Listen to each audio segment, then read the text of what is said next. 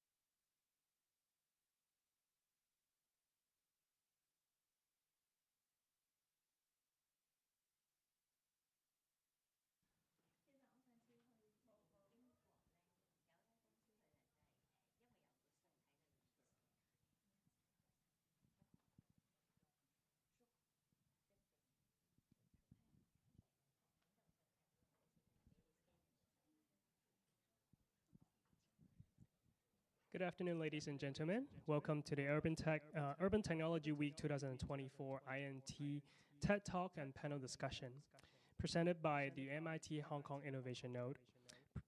We're delighted to have you all today, whether you're joining us in person or online.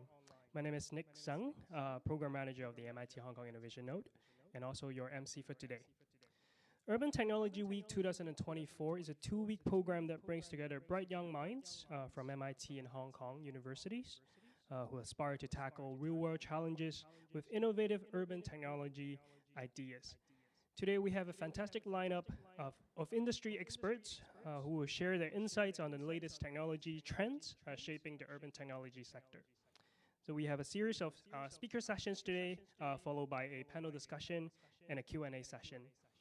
So without further ado, let's jump into our first speaker session. So may we introduce Ms. Sunny Now, Director of the MIT Hong Kong Innovation Node. Sunny is passionate about human-centric design and inclusive communities. She has initiated numerous sustainability and smart city initiatives with the MIT Node and has been actively engaging in promoting architecture and urban research. She will share with us these initiatives at the Node and our upcoming Urban Technology Week 2024 program this summer. So let us welcome Sunny on stage.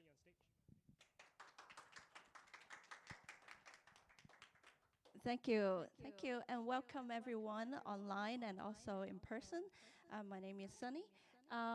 So I'm the director at the MIT Hong Kong Innovation Node, also an alumni from the MIT Course 4, which is Architecture and Urban Planning. So I am working as a registered architect and also an educator. May we switch to our presentation slide, please? Yeah. So today, I would like to share our work at the MIT Hong Kong Innovation Node through community engagement and empowerment, especially in regard to design and urban technology. So I have been engaged in the MIT Hong Kong Innovation Node since 2018 and have been working on numerous research and initiative regarding smart city and sustainability. And I would like to go back in time to share about our relationship from the MIT to Hong Kong and Hong Kong to MIT since then. Back then, it was 1997. There was a research collaboration called Made by Hong Kong. It's initiated by the MIT alumni and also immediate past president and also our associate provost, and together with our researcher in Hong Kong. And in 2015, we are able to have this collective collaboration in the entrepreneurship area space with the support of MIT alumni, Dr. Victor Fong, and President Dr. Raphael Wright, and our faculty director, Professor Charlie Sodini. And since then, we have a space, physical space at the MIT Hong Kong Innovation in Kowloon Tong, host in Hong Kong Productivity Council since 2017. And we have been able to bring on different realms of MIT flavor to Hong Kong and back from Hong Kong to MIT, including the entrepreneurship program from different cluster and unit of MIT.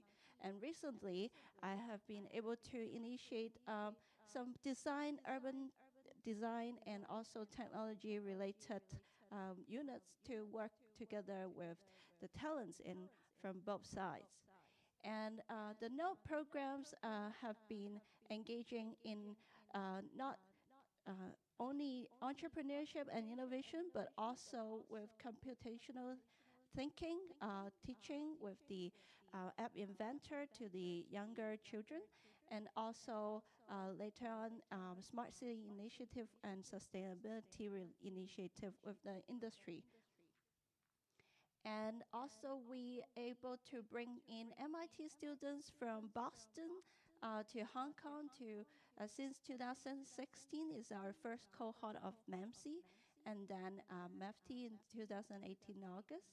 And now we have also other workshops that includes younger talents in different academy setup or boot camp setup. And I will talk about our Smart City program that collaborated with more of our ecosystem partners, including Science Park and also different university and also different entrepreneurship supporters within the ecosystem. And we aim to boost inclusivity and innovation and growth for Hong Kong community together with MIT alumni and also MIT students. So we would love to provide these channels for internship, also with seminars and talks and community engagement and collaboration focused events to the community. So recent years, we have expanded the knowledge transfer of about current trends in urban technology, say beyond smart city concept of a 15 minutes neighborhood, and also what are the sustainability model for urban mobility or in the countrysides, and different topics related to art tech, education tech that together bring upon with industry partners. So we've been able to engage different sectors of industry partners and students together with MIT alumni and younger children, like say secondary school students on these topics. So thank you, Chinacam, as one of the long-term supporter. We have host Professor Kent Larson, director of the MIT Media Lab City Science Group, as a virtual exchange of his research at the MIT Media Lab at Central Market. And we have also our event partner of MTR, also support our first kind of Hong Kong contact space other than Kowloon East, but the south side of Hong Kong. We have this first cohort, a second cohort during the winter with Professor Kent Larson's research team to work with MIT and Hong Kong students on the topic of 10 minutes self-sustainable and livable neighborhood. Since then, the engagement has been expanded. We disregard of the COVID situation. We brought in hybridized workshops with in-person from Hong Kong and also remote from MIT Boston. And we include domain experts to facilitate such knowledge exchange. And next, I would like to focus on the industry collaboration workshop.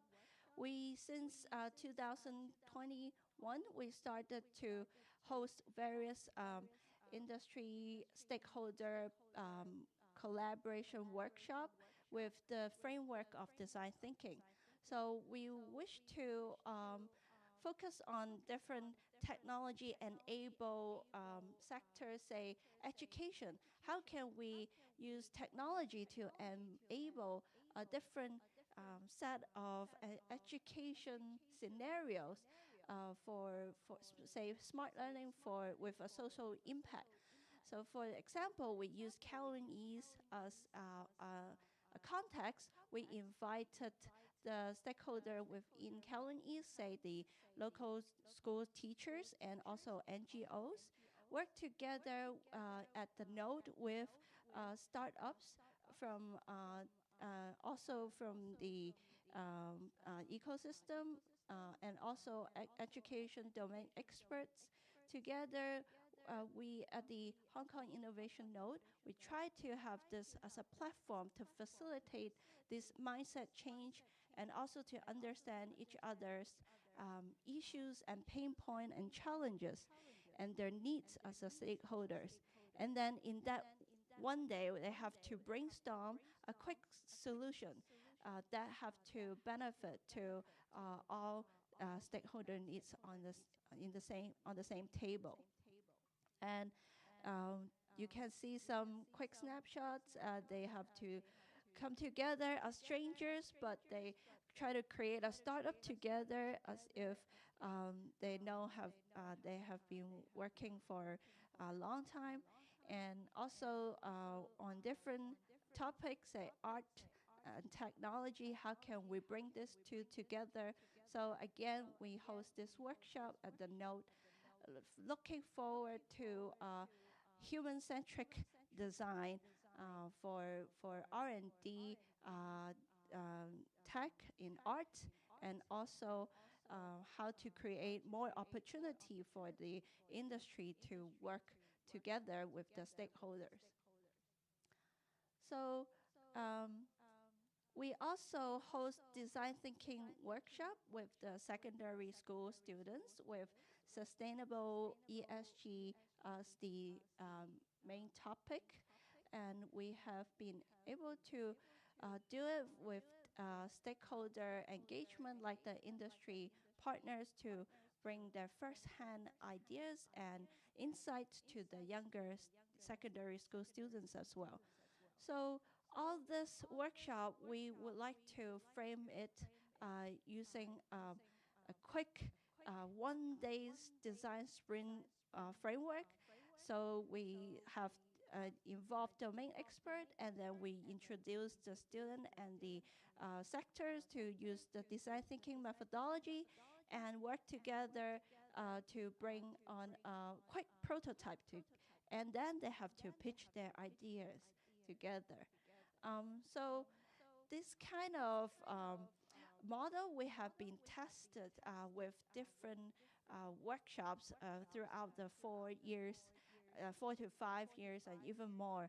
So within the Node initiatives, and we found that the feedback is quite positive, and many of the industry participants are likely to consider adopting those quick solution or ideas generated through the brainstorming sessions back to their workplace and back to their team. So that's a very good sign, and we think we can discover new opportunities in the emerging technologies and industry through this kind of exchange and cross the interdisciplinary exchange and collaboration. They are able to co-create with a very limited time frame, and also boost their confidence in bringing back those new ideas back to their company or organizations, or even their teaching or learnings at school.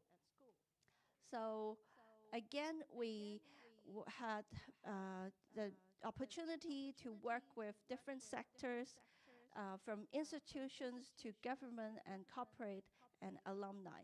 So we are very lucky to bring on our second year or our flagship program called the Urban Technology Week this summer. And it is a 2-week workshop from 3rd of June to 14th, with a showcase on the 15th.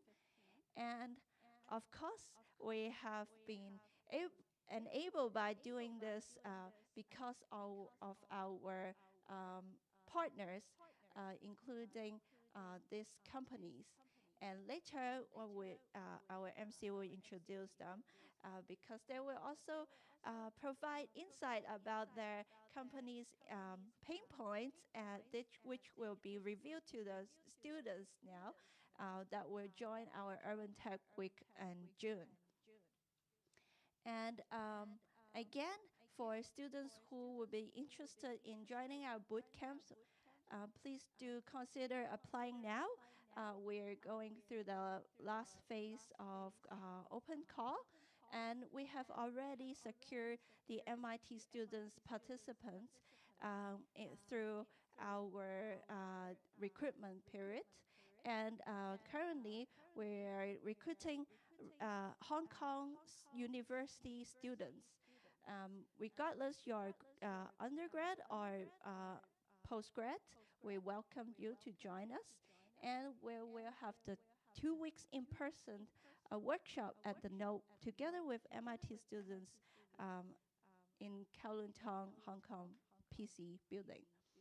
And also, we're very happy to receive the support from Hong Kong Science Park about the program. The top teams selected by our panel members will be directly admitted to the Hong Kong Science Park Ideation Program. And it is a one-year program designed to nurture tech-focused entrepreneurs to become successful startups. So please do see it as a stepping stone for you with potential 100K seed grants. And later on, one of our speakers will give us more details about that. So we're looking into bringing more than 50 students together and with various cross-disciplinary background.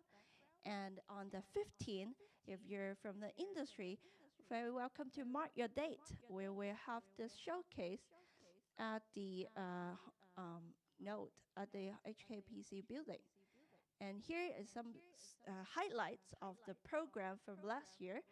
We have run the first Urban Technology Week 2023 last summer. And we're able to put together 10 very talented and diverse team with all different backgrounds, from design to engineer to technology to business and arts. And we have more than 50 participants from all different universities, including Hong Kong and MIT, and with a mix of this background, people you will meet. And of course, they might be our potential startup partners and collaborator in the future. So this is a very good and valuable opportunities to also get connect with the industry, with the first-hand experience and visit to their companies and to their management, and also the academic researcher professor that will be sharing their latest trends and work, again with different occasions that hosted by us under the Urban Technology Week. And stay tuned, and please consider, if you're a student, to apply. We will be closing in late April. And here are the information you might need online, and also we're happy to share more after this talk. And again, thank you for your attention. My talk will end here, and I will pass back to our MC, Nick. Thank you, Sunny. Thank you. And may we now invite our second speaker, Mr. Raymond Chu, Associate Director of University Collaborations and Entrepreneurship at the Hong Kong Science and Technology Park Corporations, to come on stage. Raymond has been driving entrepreneurship initiatives and has nurtured over thousands of entrepreneurs. His passion lies in youth innovation and entrepreneurship education. So yeah, let's hear about his latest program. Raymond, please. Thank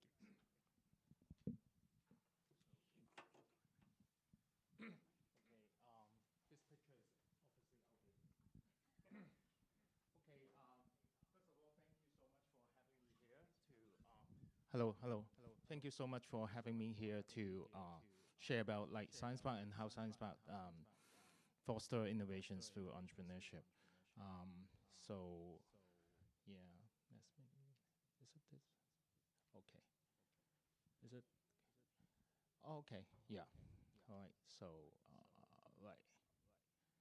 Okay, yeah. Let me perhaps introduce a little bit of myself. I'm the Associate Director of University Collaborations and Entrepreneurship here at Science Park. So my major portfolio is, of course, to collaborate with universities and institutions, mainly in Hong Kong, but also regionally and globally, and also including like MIT Note Hong Kong. And well, I work for different organizations or commercial entities before I joined Science Park with a little bit of different backgrounds, from computer engineering to banking, and then finance, and then Chinese medicine, and then from commercial sector to academia. I worked for PolyU, Hong Kong Polytechnic University, for 12 years, doing commercialization and entrepreneurship before I joined Science Park 2.5 years ago. So there's a little bit of my background.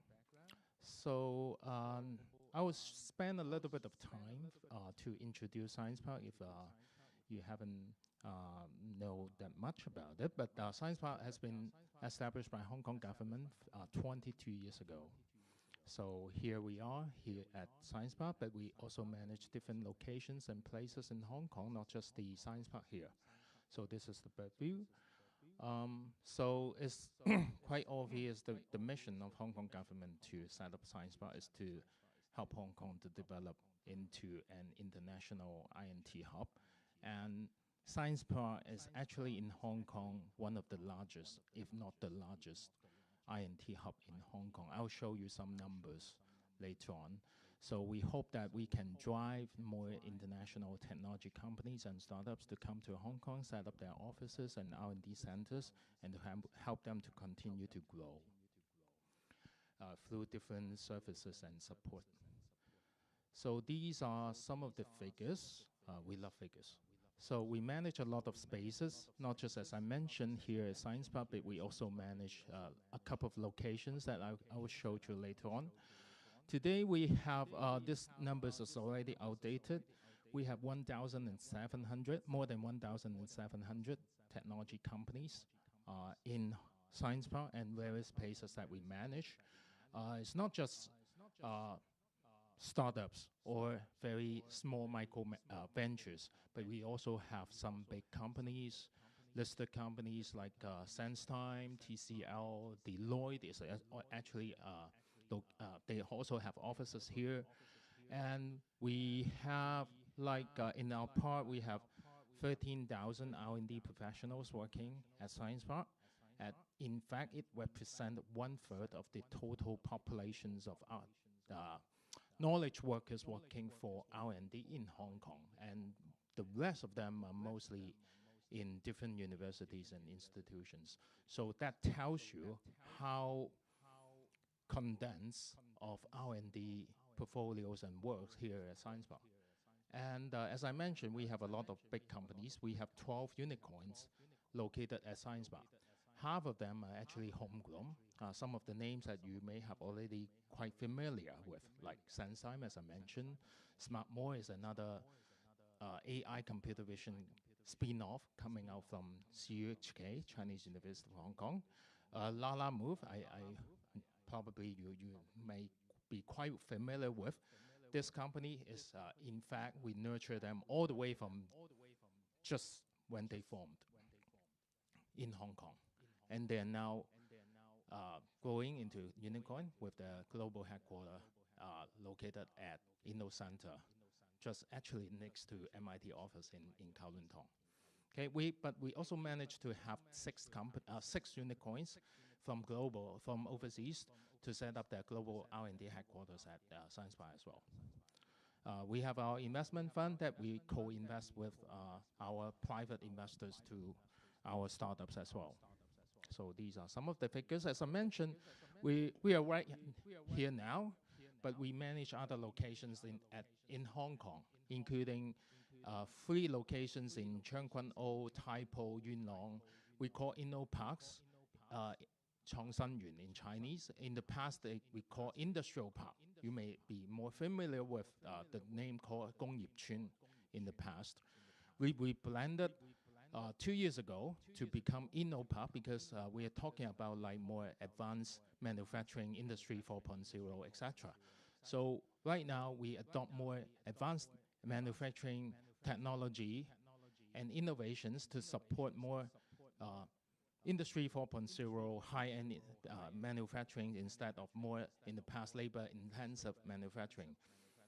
Like we have next year, we will establish a new building in Yuen Long called Microelectronics Center, which focus on chip design and chip fabrications. We have a data center in Tseung Kwan O and advanced manufacturing center in Tseung Kwan O as well. Towards the border, just across the border, we just set up our Futian Shenzhen branch a couple of months ago as a platform to help and facilitate the exchange of startups and talents between both sides, between Hong Kong and GBA. And so that we can take on the much bigger talent pool, market, and capital from China, from GBA.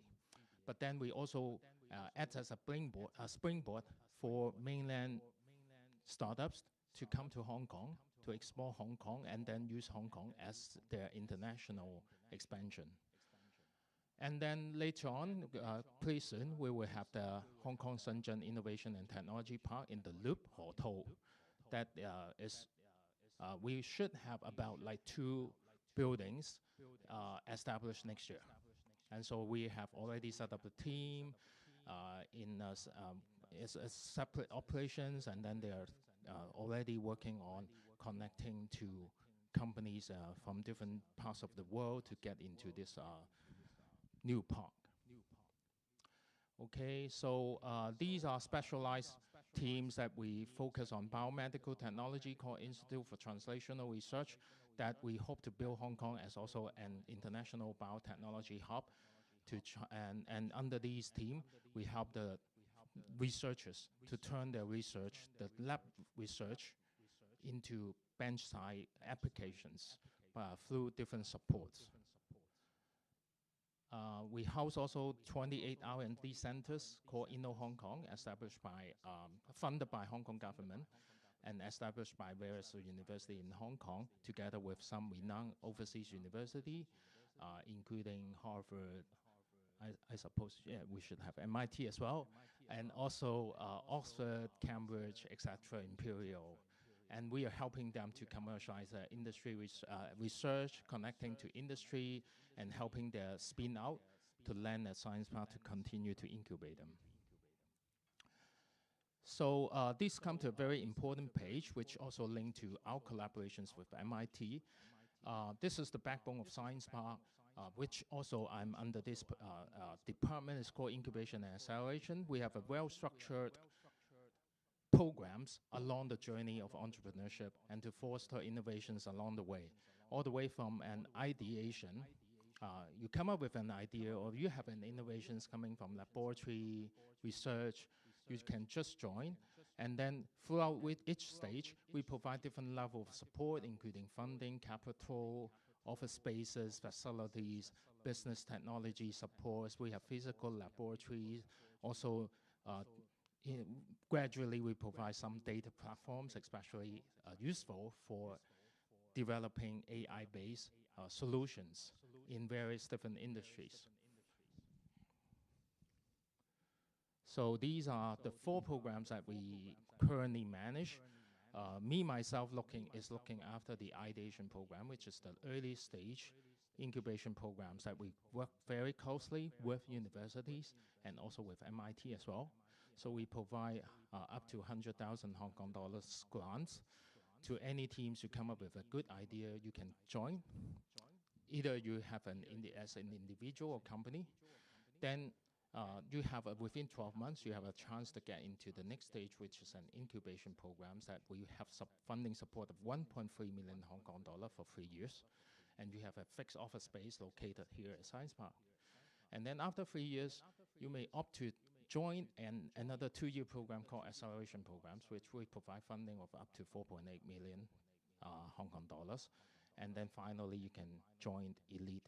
These 2 programs are highly selective by our teams at Science Park, and these 2 programs are treated as an investment. So Science Park may take a certain minority percentage of shares, but For the first two stages, all these fundings are grants. So basically, we just give the grants based on the milestone. So here we nurture young innovators, nurture innovations, especially under my portfolio through 3 different dimensions. As I mentioned, we have an ideation programs that we help any good ideas, innovative ideas or innovations technologies to get into our ecosystems, and then through different supports that we help them to create the startups and then continue to incubate and accelerate.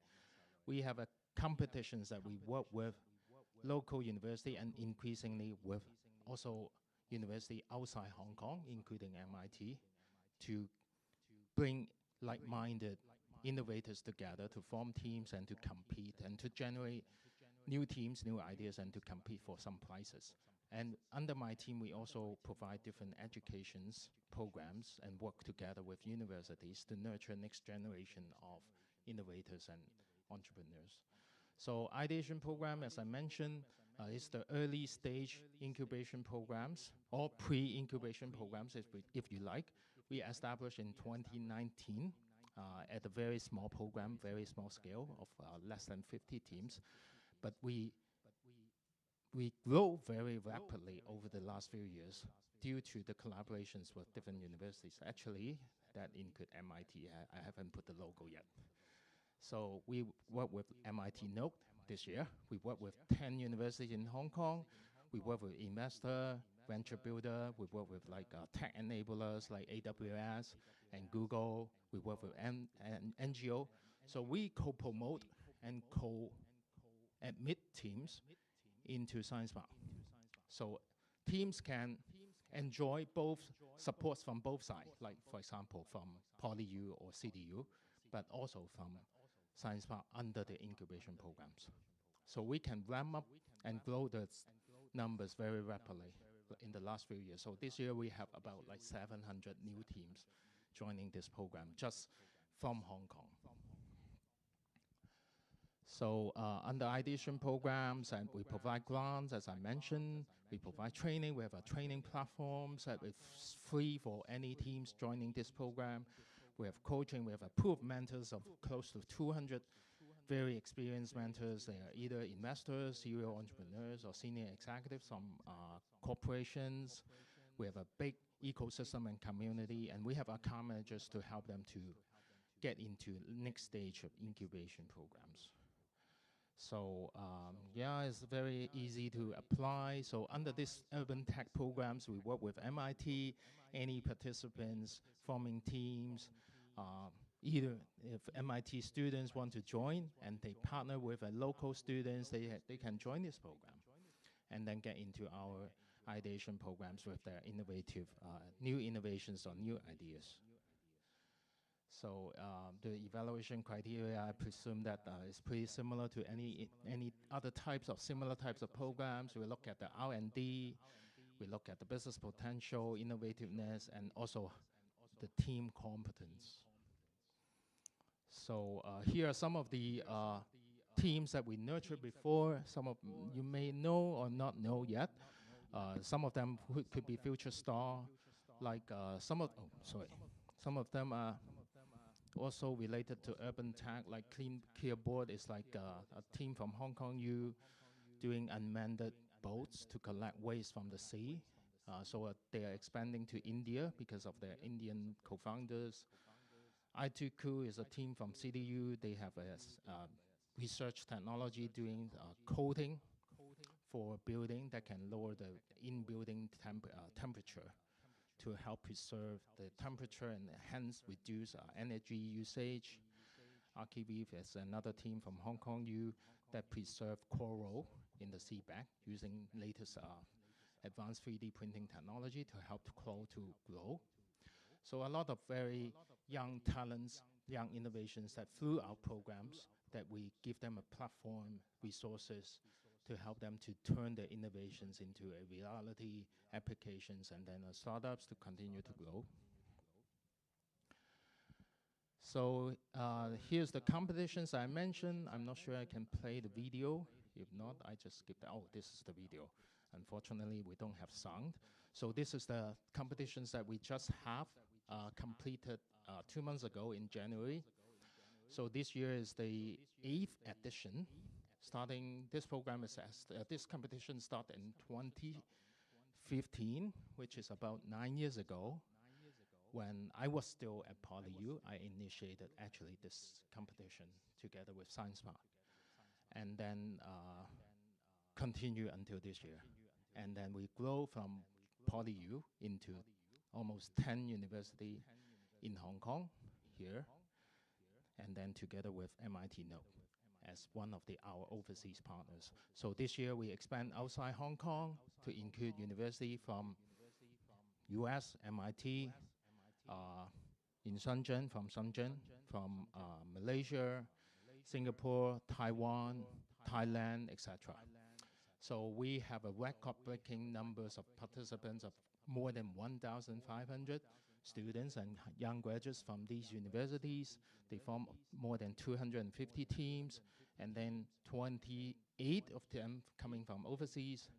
And then finally, all these teams, they are not just competing for prize. They can get into and land at Science Park, join our ideation program. So we are now working with 15 overseas teams to come to Hong Kong through this competition, and also other local teams as well. So these are all things I would just skip that. Education, as I mentioned, our teams also work closely with different universities, offering experiential entrepreneurship educations to students that we help to nurture young future talents, young future innovators and entrepreneurs.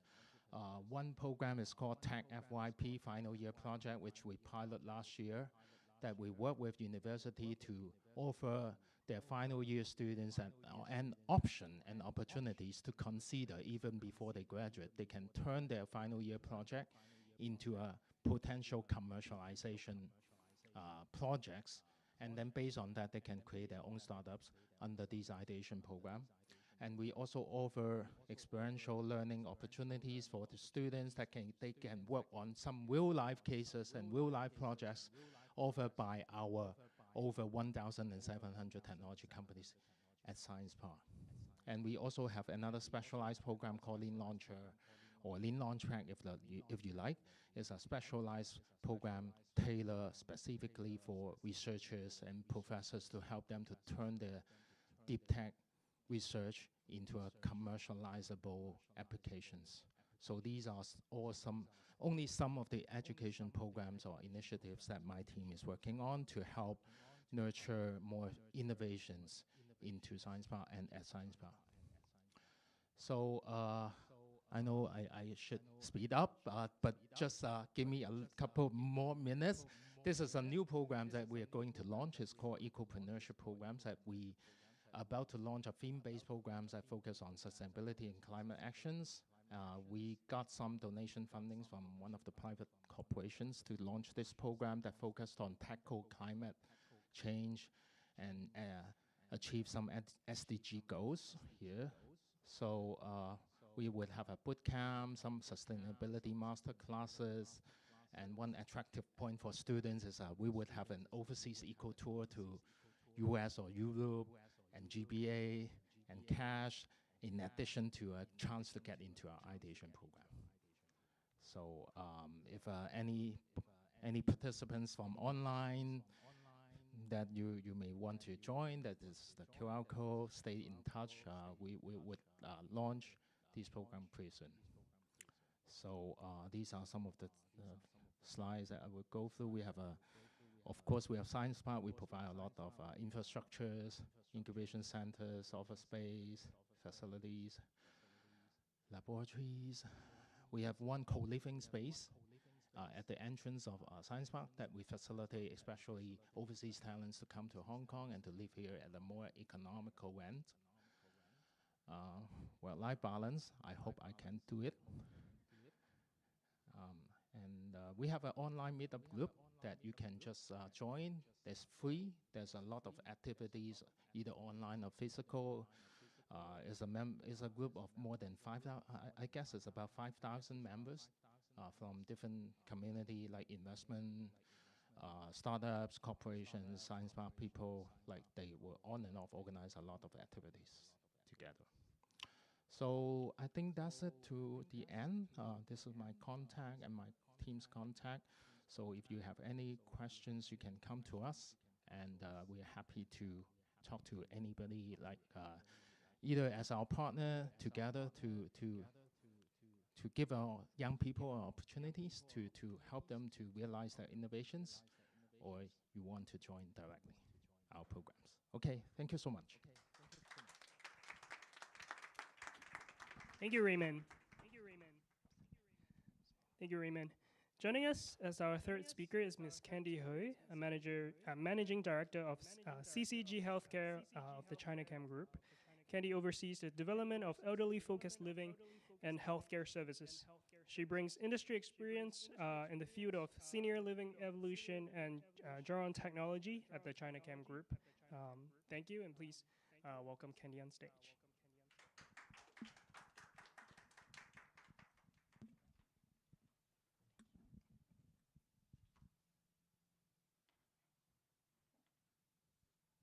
Hey, good afternoon, everyone.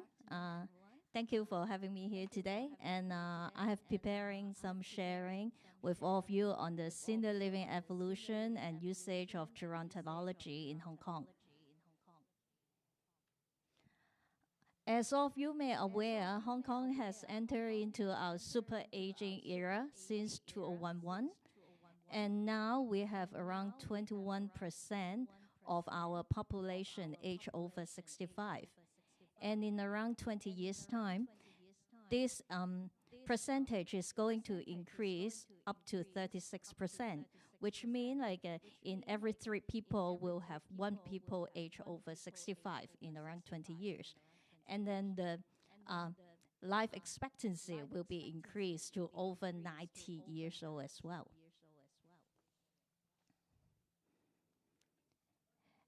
And together with the aging population, we also see like other challenges, like the dementia victim is like going to be like a threefold.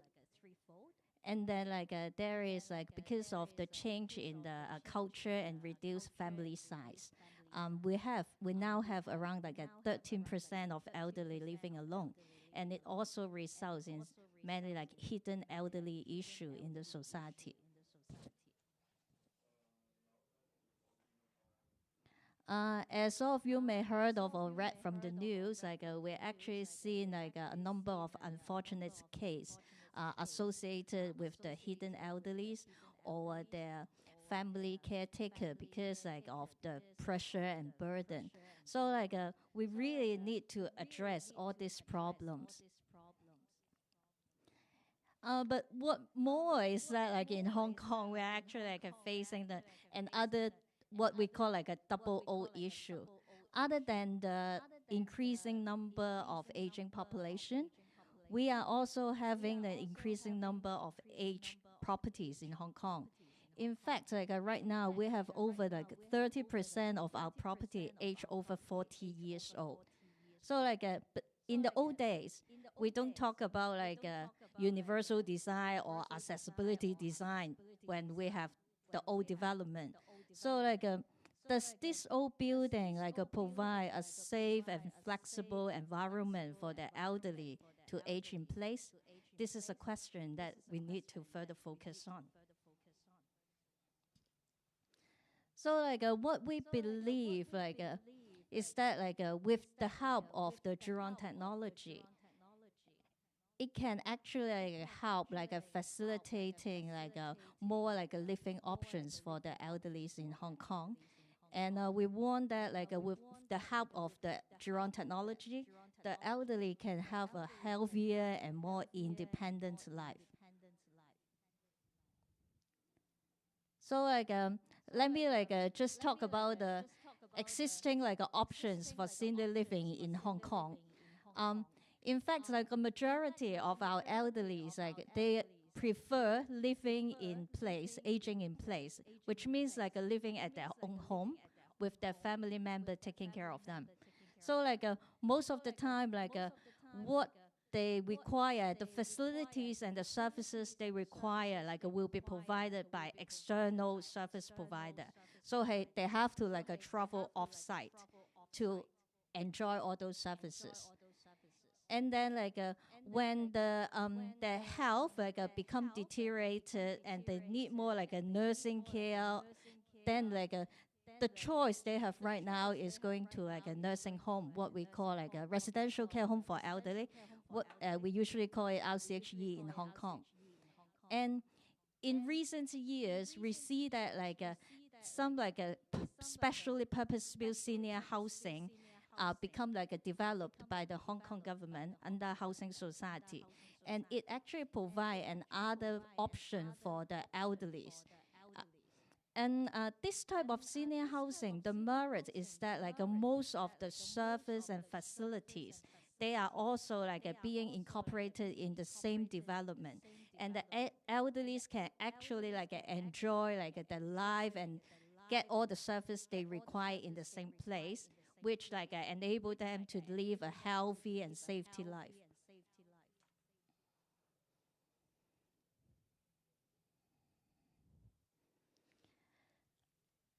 This is the merit of the senior housing, which like incorporating the what we call the CCRC model. That is a continuing care retirement community model.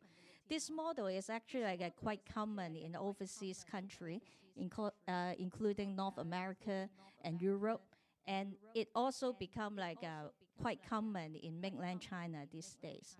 The merit of this is that like they can provide different level of care during different stage of your health status. When the elderly is like more healthy, they can actually enjoy an active and healthy lifestyle within this development, which is like provide them like a safety and a lot of like a flexibility where they can live the life that which they prefer. And also like as you can see like from this like a diagram here, what the emphasis like of this CCRC is that like they pay a lot of emphasis on the community, the sense of community and the neighborhood. And we also like want to like promote the multi-generation interaction.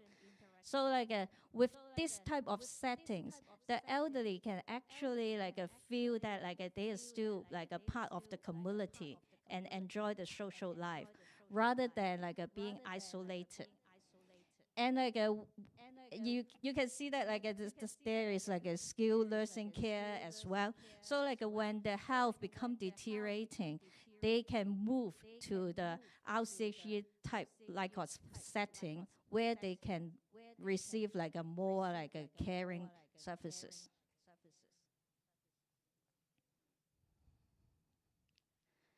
So with all those type of like senior living options I have mentioned, we believe that and we see that like the use of drone technology can actually help a lot. It can like enhance the elderly's well-being and quality of life and independence, offer support to their family, and also help to reduce the burden and stress, etc.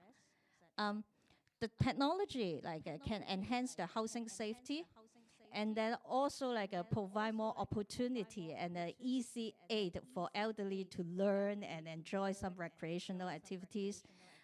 They can also like help to enhance the personal mobility and independence of the elderly, and with some like a communication aid, which can also help those like elders with low mobility to maintain like a close connection with their families and the community as well.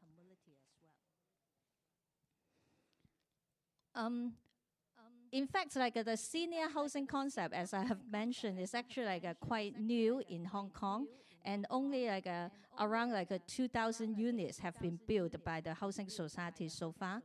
And we are planning to like do similar projects, like developing the senior housing like from a private player perspective.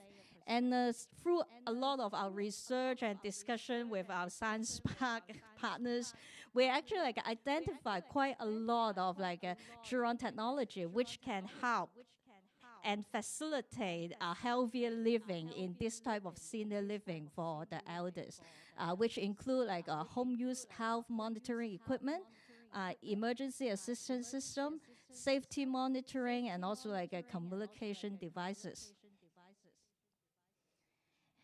And as you may know, like we have like acquired Pine Care, the elderly home care like a service provider in 2022. We now have 12 like a nursing home center run by our group with over like a 2,600 number of beds. And we see that like the use of drone technology in our CHE can actually help ease the manpower burden as well. The picture you can see in this slide, actually all of them are taken from our Pine Care elderly home. But like to be very honest to all of you, as Sunny mentioned, like I should share some of our pinpoint. As you can see, all these photos are taken in our center, but it's only taken from our newly operated center. As you can see from the picture, like the center is actually quite spacious. But like the pinpoint we are facing is that like for some of our older elderly center, which we've run to maybe like 20, 30 years already, we usually rented or bought though like a property like from the property developer, which is usually located at the podium level of some of the commercial or residential building. And there is actually a lot of like hardware constraint. The older like elderly center settings may not be as spacious as the newly open center, and also like there is always lack of infrastructure. And even if we want to invest, there is a lot of constraint. So like we always face some like challenges of even we want to adopt more technology, but then like do we have the sufficient infrastructure or do we have the sufficient space to cater for all of them?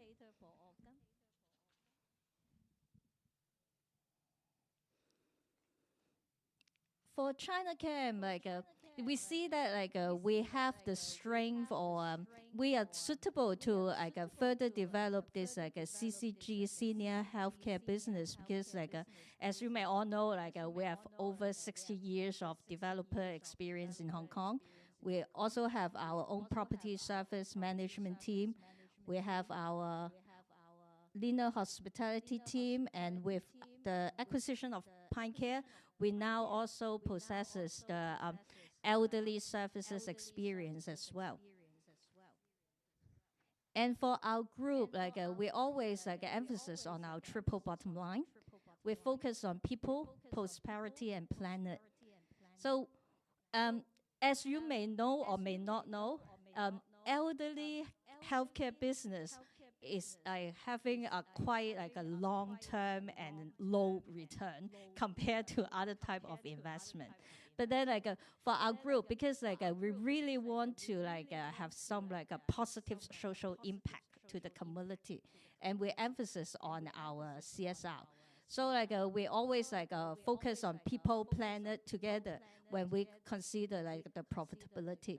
So we want to build an inclusive and active aging community for the elderly in Hong Kong. Our aspiration is to become like one of the leader to provide a one-stop, high-quality senior living and aging in place solution to the aging population in Hong Kong and GBA. As I've mentioned, like we have acquired Pine Care, and like our aim is to like further like uplift the service standard of the elderly home in Hong Kong. And then like as I've also mentioned, like a majority of Hong Kong people will actually like age at their own home. But then like there are also lack of like other services. So like we want to provide a service platform to all of them, which enable them can be easily age at home. And our third focus is the senior housing, the new senior housing development, which I have also mentioned before as well. In recent years, we have actually worked with a different institution and university to perform research relating to senior living and senior housing requirement. We have published 2 survey results, including one with Urban Land Institute and the other one with the Chinese University of Hong Kong. If you're interested, let me know. I can always provide you with copies of this.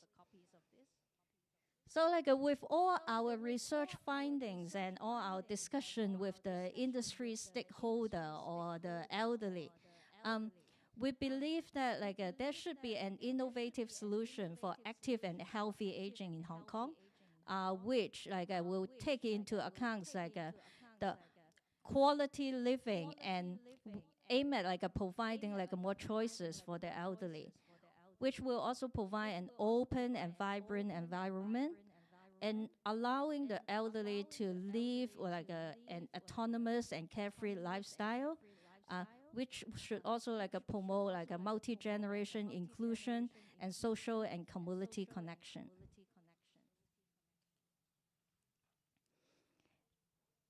This is a diagram of a project that we are planning in progress.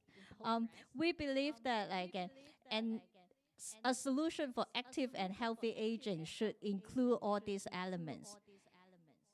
In Hong Kong, due to the limited space, many of the nursing homes, they actually don't provide open spaces.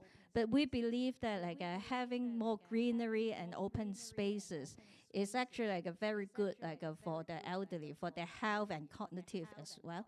So when we take into account, we believe that it should be a place for natural therapy. We should provide more greenery and open area. And the second aspect is that it should provide a continuum of care. And with the increasing number of dementia patients, the center or the development itself should also have a dementia care service as well. The third one I have mentioned quite a few times is that we should take into account the multi-generation inclusion. And then we should also of course provide a safe environment with universal design, and also with the use of drone technology, we should provide a safe and convenient environment for the resident. So this is just some picture for the natural therapy, which I think I won't go into details. And this is the pictures taken at one of our nursing center. The reason why I want to show you is that in fact the design itself can also help our residents. This type of design, what we call a memory care village design, can actually help those with dementia to help them rethink the happiness of the good old days. And usually when our residents stay there, they will become more calm and happy.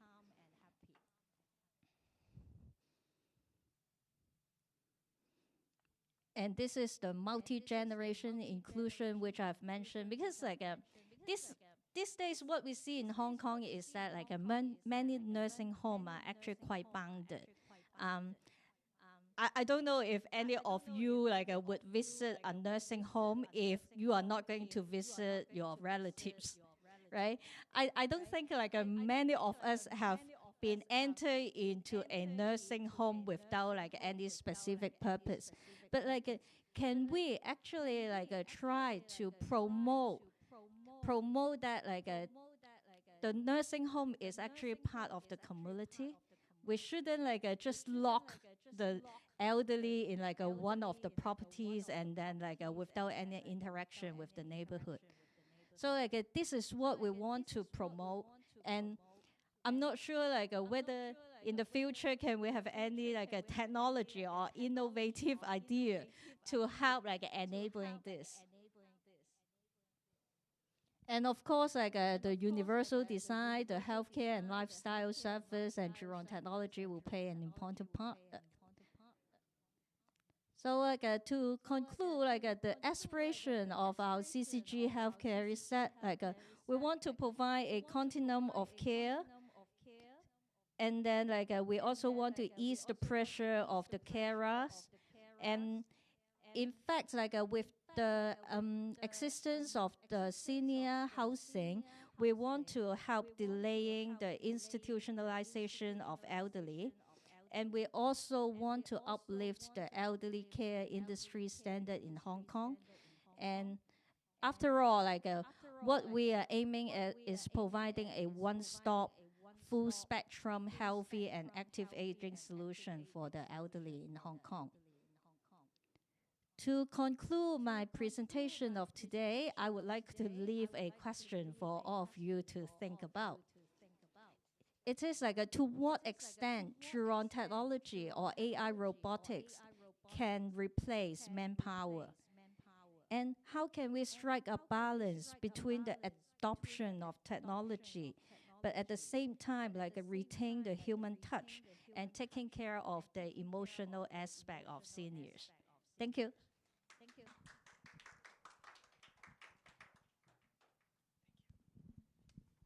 Thank you, Ms. Hui. Our first speaker is Mr. Jean Su, Head of Ecosystem Global Innovation at MTR. Jean has been instrumental in building Hong Kong's startup ecosystem as the co-founder of Startups Hong Kong, and is now focused on enhancing the core MTR business with technology and new model.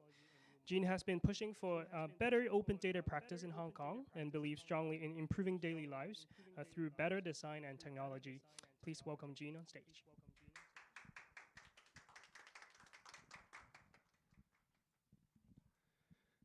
Hello, everyone. I'm Jean Su, Head of Ecosystem of the Global Innovation Team at MTR. So a little bit about our team. So we were set up about 4 years ago, and the whole idea is to transform MTR through innovation. But what does that actually mean? It actually means solving problems and really getting to the nitty-gritty on how people actually go about doing things. And but today I'm not going to drill too much into that part, but I may touch upon it a little bit. But today I'm going to tell you a bit about how do we actually innovate urban mobility, and how do we actually use user experience and also technology to drive sustainability and also explore new ways we can actually solve mobility problems. So actually about 2 years ago, we actually took MTR through the Web3 journey. This is something that sometimes you might hear people say that, hey, Web3, it's like a scam. It's people are getting scammed left and right. But this is not how we see it. We see Web3 as a fundamental shift in how people actually experience the web. And because as a corporate that is moving many people in the city and driving, people in terms of working, living, and actually playing, we want to see how we can leverage Web3 to drive a different experience of the people living in the city and doing things. So of course, as those of you who have been exposed to Web3, you understand that the most important element of Web3 is the idea of digital ownership. So what did we actually do? We actually did 3 different things, which is quite major in a way. Because the first thing is that we actually launched 2 NFT collection. These NFT collection are still obviously, once you launch an NFT collection, they will always exist because it's on the blockchain. So traditionally, we have always been selling these commemorative, train tickets to commemorate, let's say the Chinese New Year, different, signs Year of the Rabbit, etc. And these are physical tickets. But in our 2 NFT collection, obviously they are digital, and they are things that people could own, digitally own, and also most importantly, digitally exchange them with other people directly without going through a middle party. The other thing that we did was that we actually built our first metaverse station. What does this actually mean to MTL's point of view, right? Like in the 70s, actually this year our company is celebrating the 45th year anniversary. And in the late 70s, we built the very first MTL station in Hong Kong. And we kickstarted a journey that we have been running until now to basically be the backbone of the transport network in Hong Kong. And obviously, like, you know, the digital space has actually grown a lot. You know, if you look around in MTL these days, when people are sitting in the train, what are they doing? They are looking at their phones. So in parallel, there are actually two journeys going on right now. There is the physical journey, and there is also the digital journey.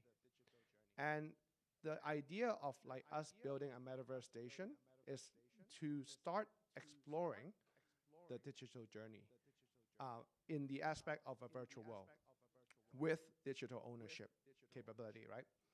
So the third thing that we also did is to create a Discord channel where we could explore this medium of communicating with our users and our potential customers and engage with them. This actually also is a medium where actually we as MTL officially responded in a social media space. Because normally if you look at our Facebook or Web2, we would post social media content, but we don't respond to comments. But in Discord, like this is actually the first time where we actually did that. So a little bit about these two collections. One is actually a free drop. So this was, you can think of that like basically a raffle. You can just basically sign up for it, and through a process, random process, you might actually end up getting, well, you will end up getting if you're the first 500, but what level of the NFT you get is different. The second drop, we actually were testing, like whether people would actually spend money to buy a digital asset. And in this case, we sold 300 over of these tickets, you know, through, which is an NFT by itself. And we actually, we did something with this NFT after, which I will show you. Quite interesting. So this is what we did. What does this mean? NFT drop of Sandbox gear. So you know, I told you about the, well, Sandbox is the world we built our metaverse station in. And so it's a virtual world, right? And this is actually me inside with Nugget here. And like I'm wearing a helmet and a vest. So these helmet and a vest is not something I can actually buy or get inside the game. This helmet and a vest was actually airdropped to me because I own the MTL NFT or the ticket.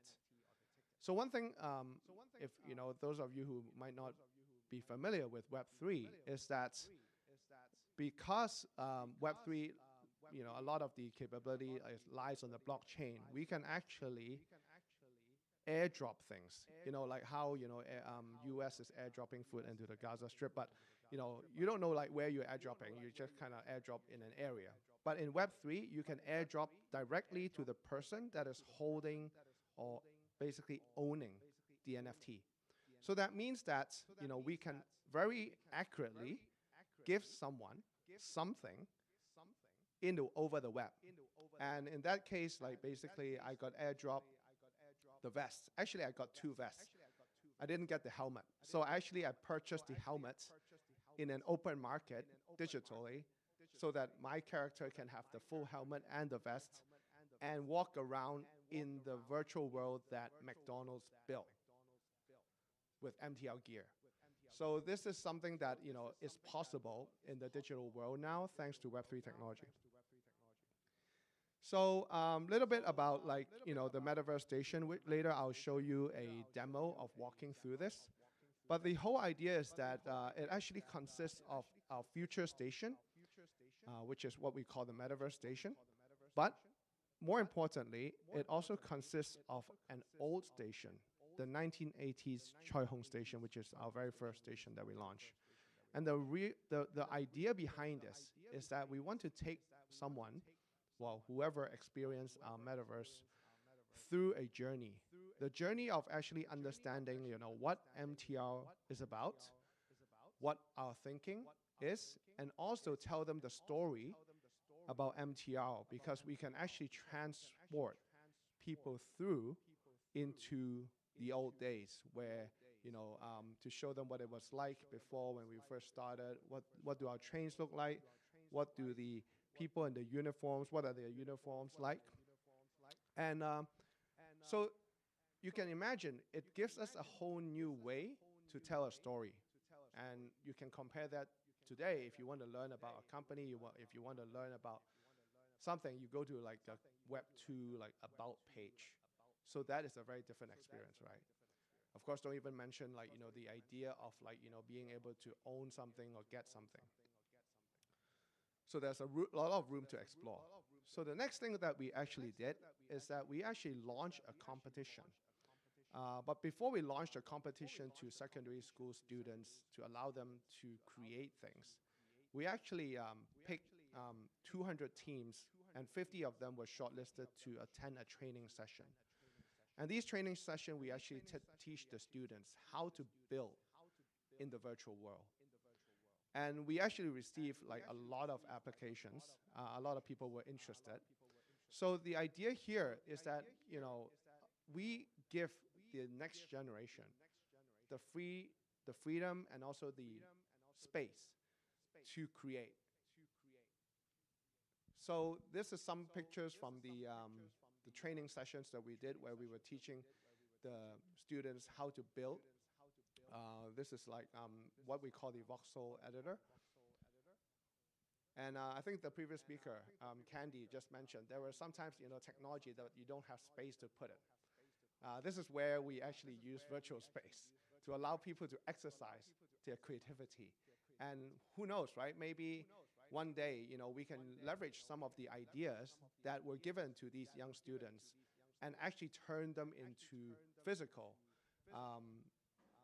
objects where we can really help people like get around the stations and to different places around the city. So a little bit of the designs that were designed by the students that actually won the competition. So in the competition, they were actually asked to design new facilities for our station. And because of the room of imagination and the idea that they can actually create and build things digitally, they came up with very interesting designs. The first one over there is like a fare gate, and when you go through the fare gate, it actually detects things. For example, like, like germs or even like, strange smell, like just to make sure like, people don't just walk into a station when they are actually radioactive. The second one is like basically, to help people in terms of like paying and like, doing things at the station, and even like the robot would actually guide them around. The third one is more like a smart robot that actually can help the people who actually have difficulty moving around to actually take them to different parts of the station. So obviously, there has been a lot of talk on generative AI. And here we actually are using like the metaverse and also generative AI to give people a room to imagine, what the future like train service is like. We were actually allowing people to design a postcard that would actually help them translate their idea into like, what they imagine the future, MTR train service would be. And actually, this one we did get a lot of submissions, like more than 10,000 submissions came through.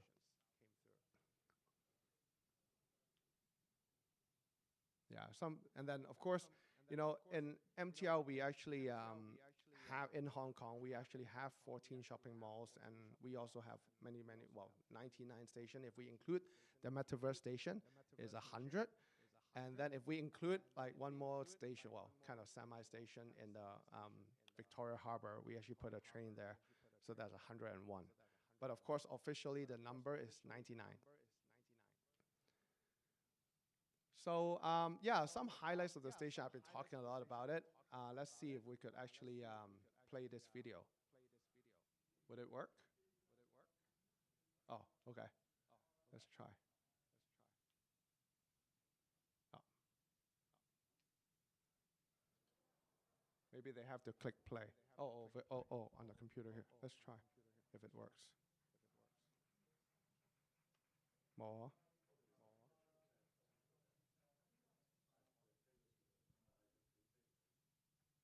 Oh, play 唔到條片。Okay.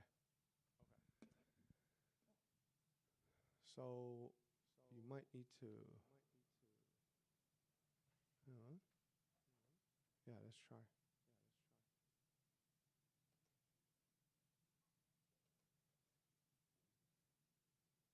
No. 之前你 play 過㗎？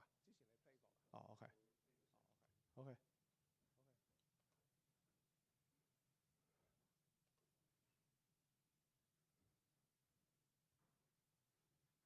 Let's see.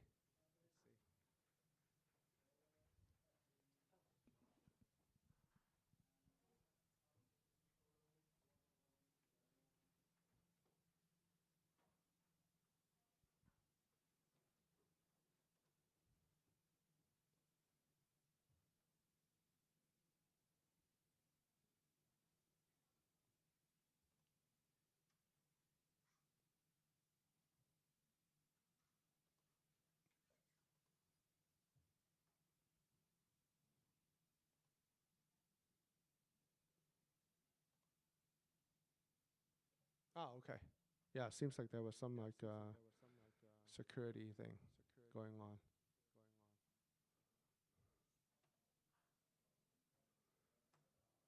Yeah, I need to do better on my slides next time when I embed videos.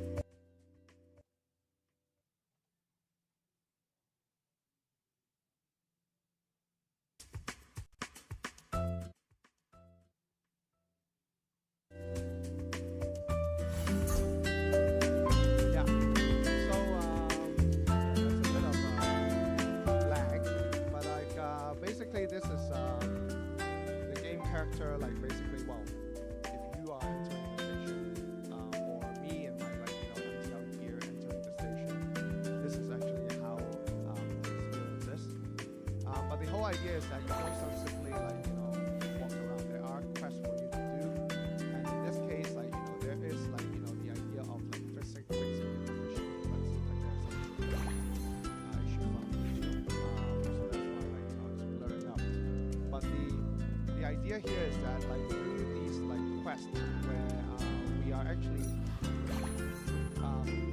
getting the user, the player, to go to different parts of the station to actually repair our machines and at the same time discover where learn about the station as well and to see the different facilities around the station. And then basically unfortunately it's not coming up on the screen here. I'm not sure if streaming side is good. Okay, so yeah, basically, let's see if I can fast forward.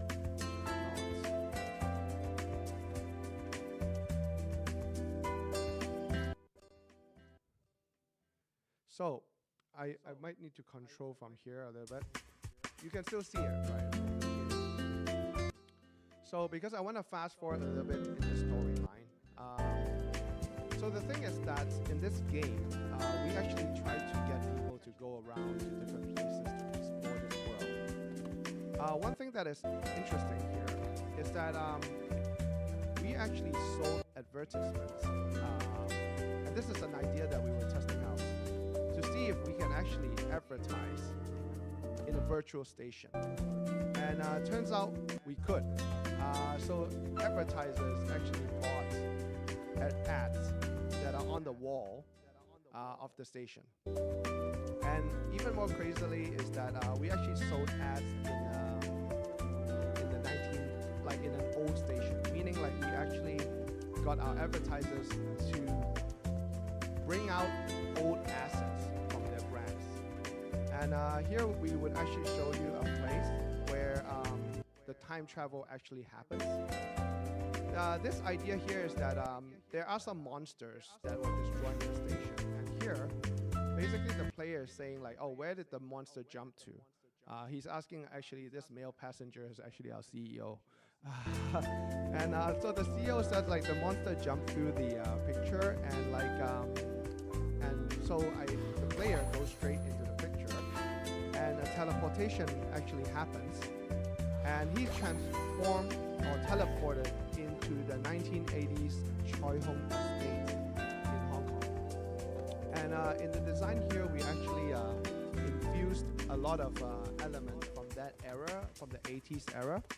And on the walls of the station, we actually showcase a lot of ads, and even from the government or from like, you know, our advertising partners. And as you can see, it actually completely changes the concept and allows a lot more room for imagination. So, you know, one thing about the sandbox world is that this can only be experienced through desktop environments. You can't play it on mobile. Hopefully, they would release a mobile version soon. And then at that time, I think we would have a lot even more opportunities to engage with people looking to actually learn and experience MTL in their digital journey. Okay, so yeah, so that is like our metaverse demonstration.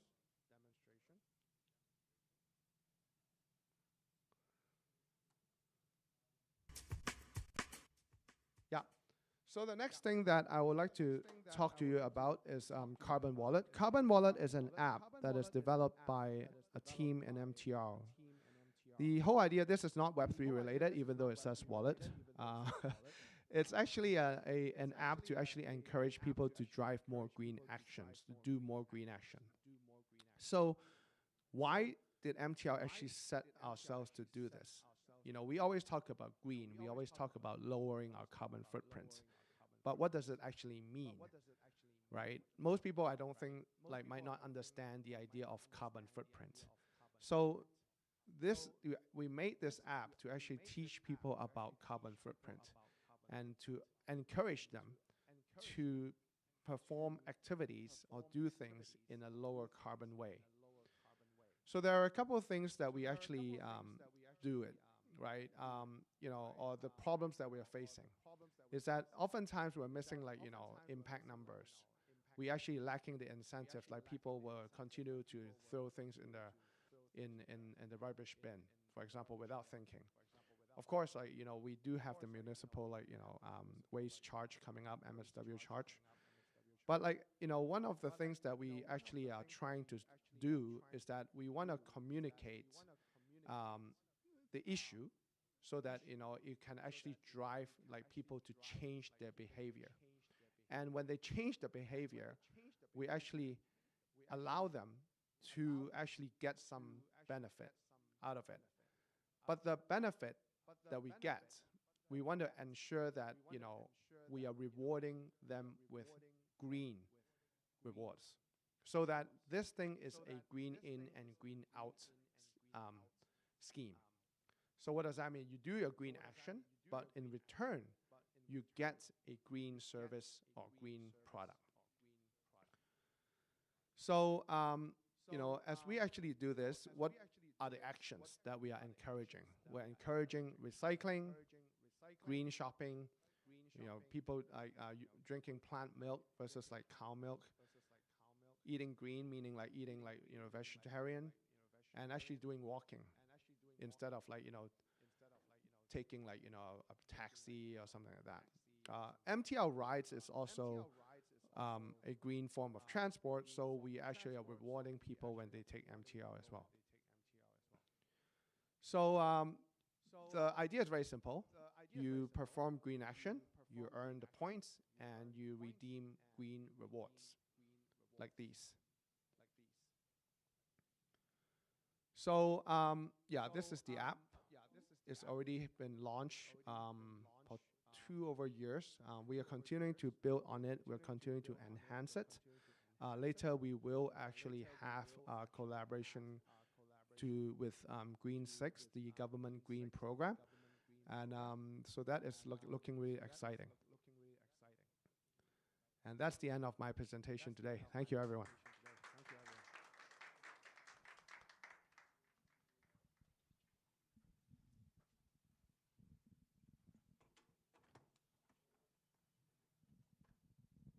Thank you, Jean. Last but not least, may we have Ms. Jessica Lee, Head of Commercial and Strategic Partnership at Unified, to come up on stage. Jessica has over 15 years of experience in leading digital transformation projects and expanding markets in the Asia-Pacific region.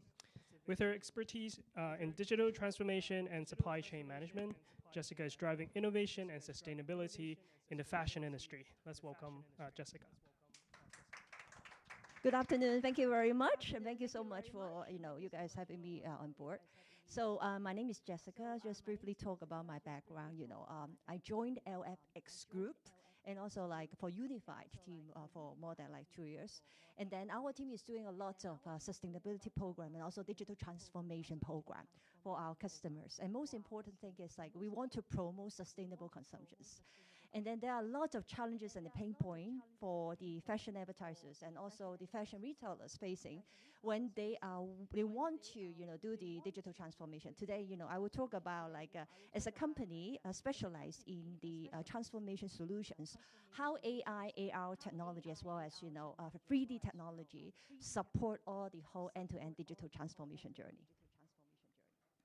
So who we are? So we are like part of the Li & Fung Group. So we started 2016.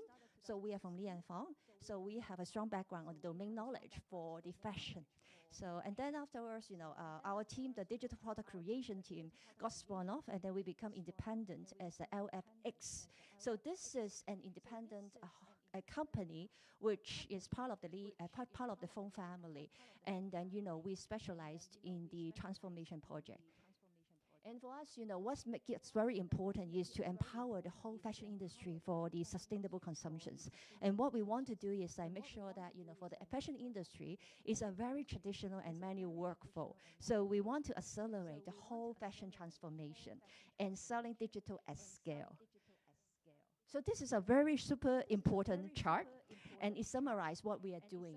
As a transformation agency, and then we specialize on fashion, and what we connected our customers is between the product development side as well as the marketing side.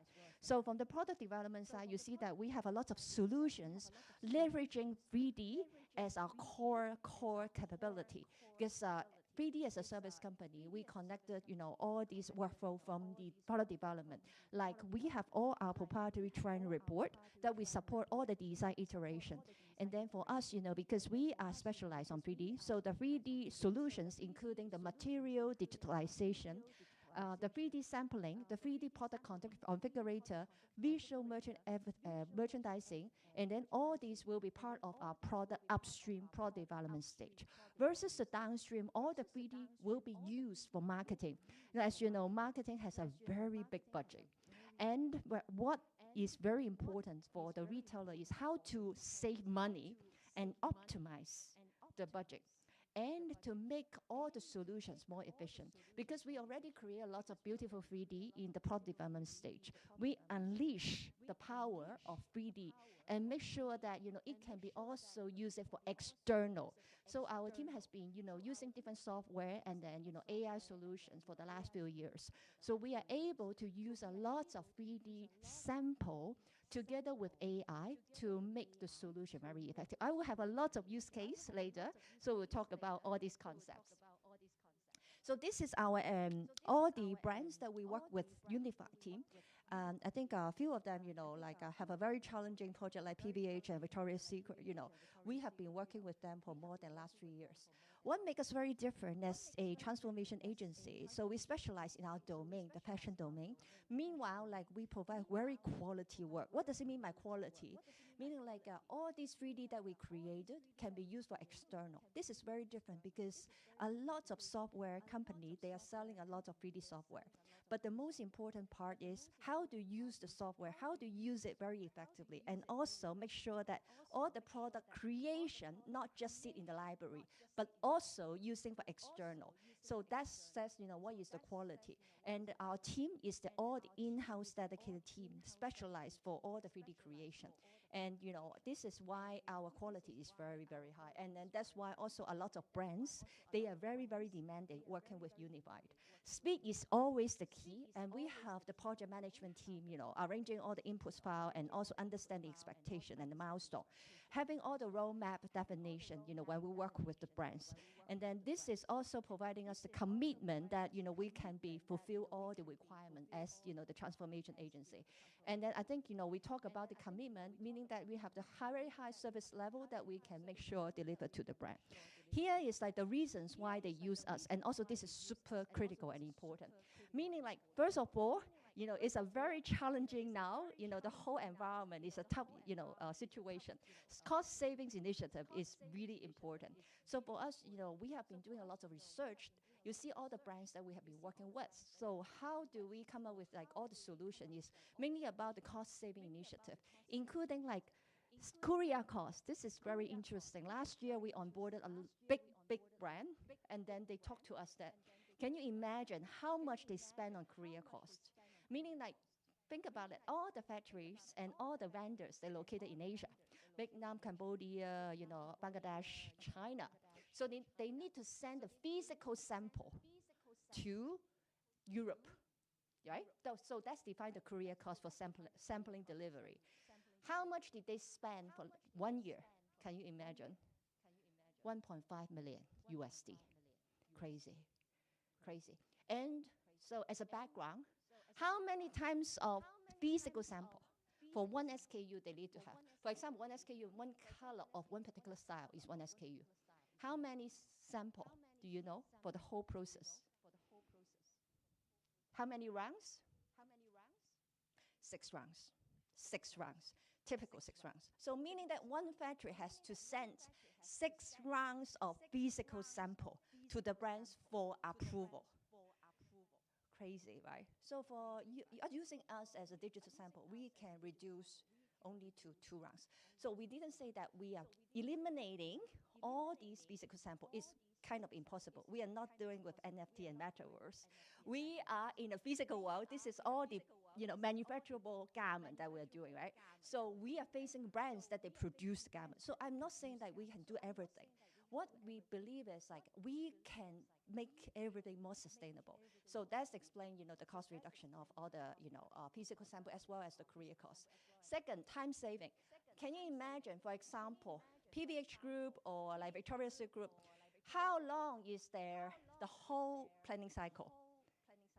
Do you know how long? So, today, last week, Paris Fashion Week. What is the season they talk about? You remember that? Fall Winter 25, right? Yeah. So that's the planning cycle. So typically, 12 to 15 months. That's very typical. Okay?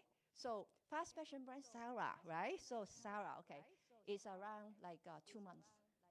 Okay? So faster. Shein, how fast? Speed is everything, right? So Shein, they have all the group network of vendors. Actually, Shein is around like 3 weeks time. Yeah. So it's very crazy. Everything is about time and money, right? So time is very important. So as I said, like everything that you eliminate all the time and the speed to market is the key. So with all the digital sample, we save a lot of time for back and forth, for approval, for comment, for everything. Meanwhile, I think we are able to save 45% of time, meaning that the traditional way, there is like 12 months, and then we can be 6 months, 3 months cycle. It's very noticeable benefit of it, because once you can shorten the planning cycle, what's the next benefit? You are closer to the market. There's a lot of inventory problem in our industry because it's not speed to market. So meanwhile, I think this is also one of the benefit about like the digital workflow, because it's all about fast. Environmental impact, I think, there are lots of people talk about it. And then like a 3D is all about reusability, recyclability, and also everything that use 3D eliminate a lot of carbon footprint and also the wastage. So I think that summarizes what's the reason, and also today, I think why fashion industry is like the top 3 polluted industry. Honestly, we contribute a lot of pollution. And then for us, we are in Asia. We are facing a lot of vendors in China and Asia. It needs a long education process to make sure that this is an investment, however, it's worthwhile to invest for the future. And it also involves a lot of change management, because this is a very manual and traditional industry. So the role of Unified, again, is to kind of like be the fast mover, be the forward thinker, to drive all the changes for the fashion industry. So yeah, talking a lot of things, but like what are the challenges? I think the challenges, for all the transformation project is pretty much similar. Different stakeholders, different expectations, and then a lot of process re-engineering, and also not sufficient time and investment, and also the software is very difficult. This summarizes, all the difficulty, meaning that people don't want to change. Okay, it's all about people. Okay, so like how can we people driving change? That's very important. And I think the alignment is super key. And then the alignment thing is part of it. Another part of it is like we give them evaluation. Digital maturity is very important. We understand that everyone starts from different points. And then, we have a customized program to make sure that when we start and embark the digital transformation journey, we are speaking to the same language to the customers. Okay, so for us, this is all the tangible solutions. How do we start like core and 3D transformation journey? I will talk about one by one. This also echo with like what I talk about, product creation, product development in the upstream and the downstream of the visualization and experience, which is the marketing side of it. So start with the first pillar. The first pillar is about the product creation. What is mean by product creation? You see all this beautiful outfit, right? Everyone is wearing. So the component of the outfit including a lot of things. Fabrics, trims, and then blocks, the basic blocks.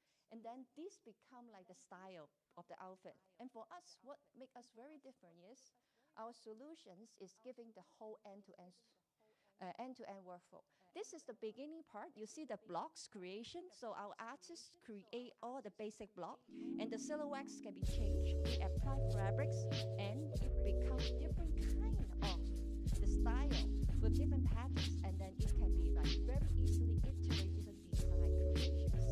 And you see that like the approval process can be digital, and it's easy to do.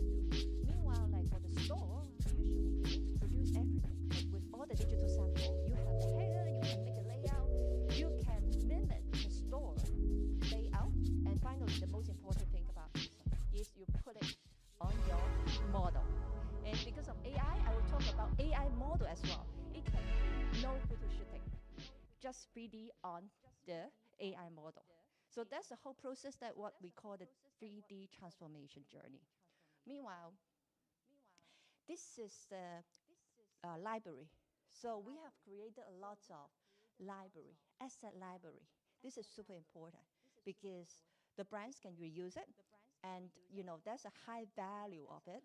And you see that for the library, we have different blocks, the basic blocks. We have fabrics. We have all the digitalized trims. And then you have also like different style. So everything's saved in the library. And for designers, for merchants, and for everyone in the company, if they see similar type of it, they can also drag and drop, and reiterate different kind of like style in the future.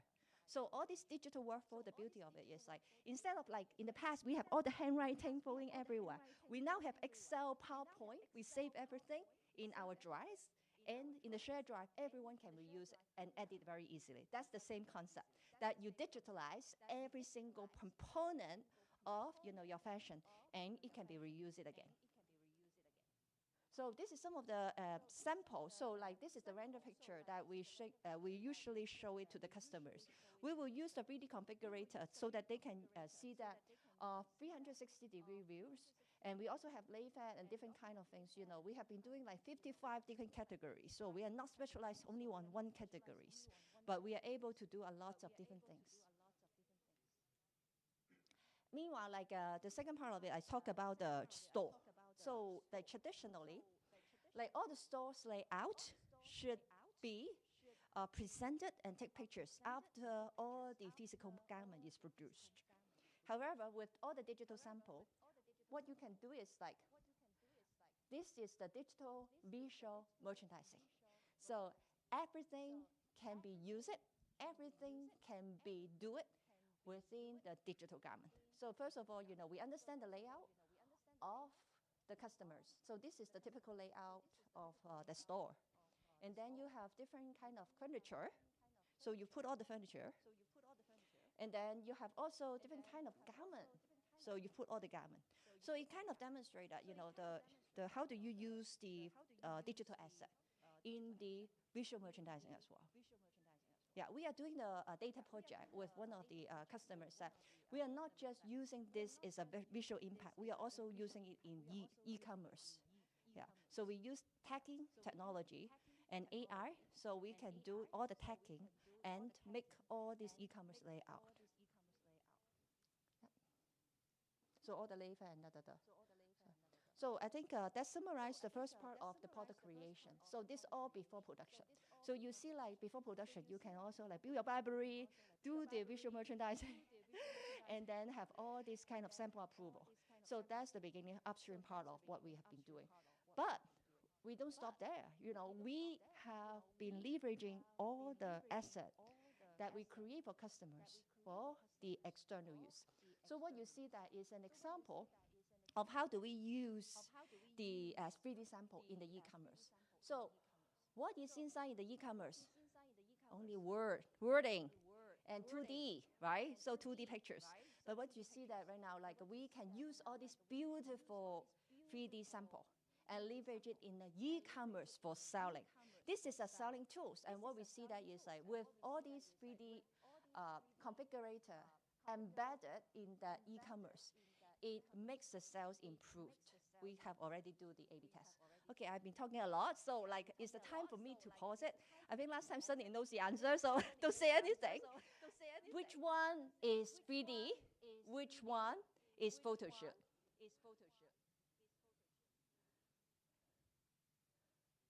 Which one? Like, don't look at the girl again. Like, I hate people talking. The hair is real. Like, this is the shadow of the hair. No, look at the garment. Yeah. Digital on the left. This is digital. This is 3D. Why? Which shadow? Which part of it? This one? This part? Any guess? More guess? No gift, but like. Yeah. So which one is real? This one is real? Can you raise your hand? Okay. Why? Why? Just a guess. Oh, three-dimensional.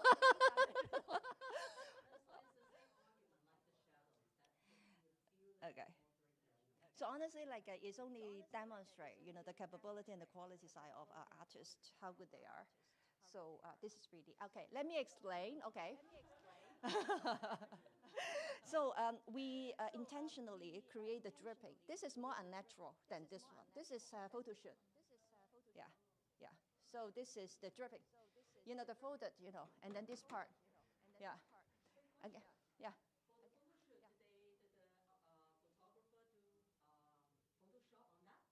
Yes, they do. Yes, it's hard. Yeah, definitely. You know what? Like we are talking about video replacing the photo shoot. So what is the benchmarking? The benchmarking one is definitely the photo shoot, the output of the photo shoot. So we are using the standard of what the current e-commerce images to benchmark with the 3D picture. But what we also find that, another example, which one is 3D, which one is real? It is also a very typical example.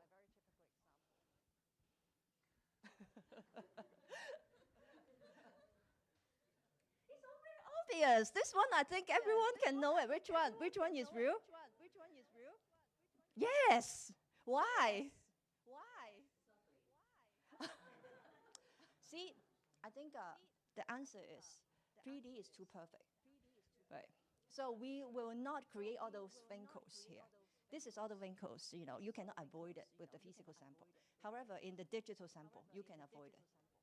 Right. So the answer is we are trying to benchmark everything, you know, with the real photo shooting. But at the same time, we also find that it's kind of very difficult because, you know, we have the real life, many examples. But one of the typical one is like, we can't control the model, right?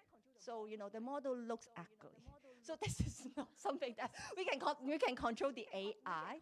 And then I think a lot of time, you know, when we are trying to do the photo shooting versus like the 3D pictures, the intention is definitely about like the cost saving, but like at the same time, the customers and I think the brand should understand there are some limitations of the 3D pictures, and also like for the lifestyle pictures, I can 100% say that, you know, it's hard to benchmark with the real photo shoot.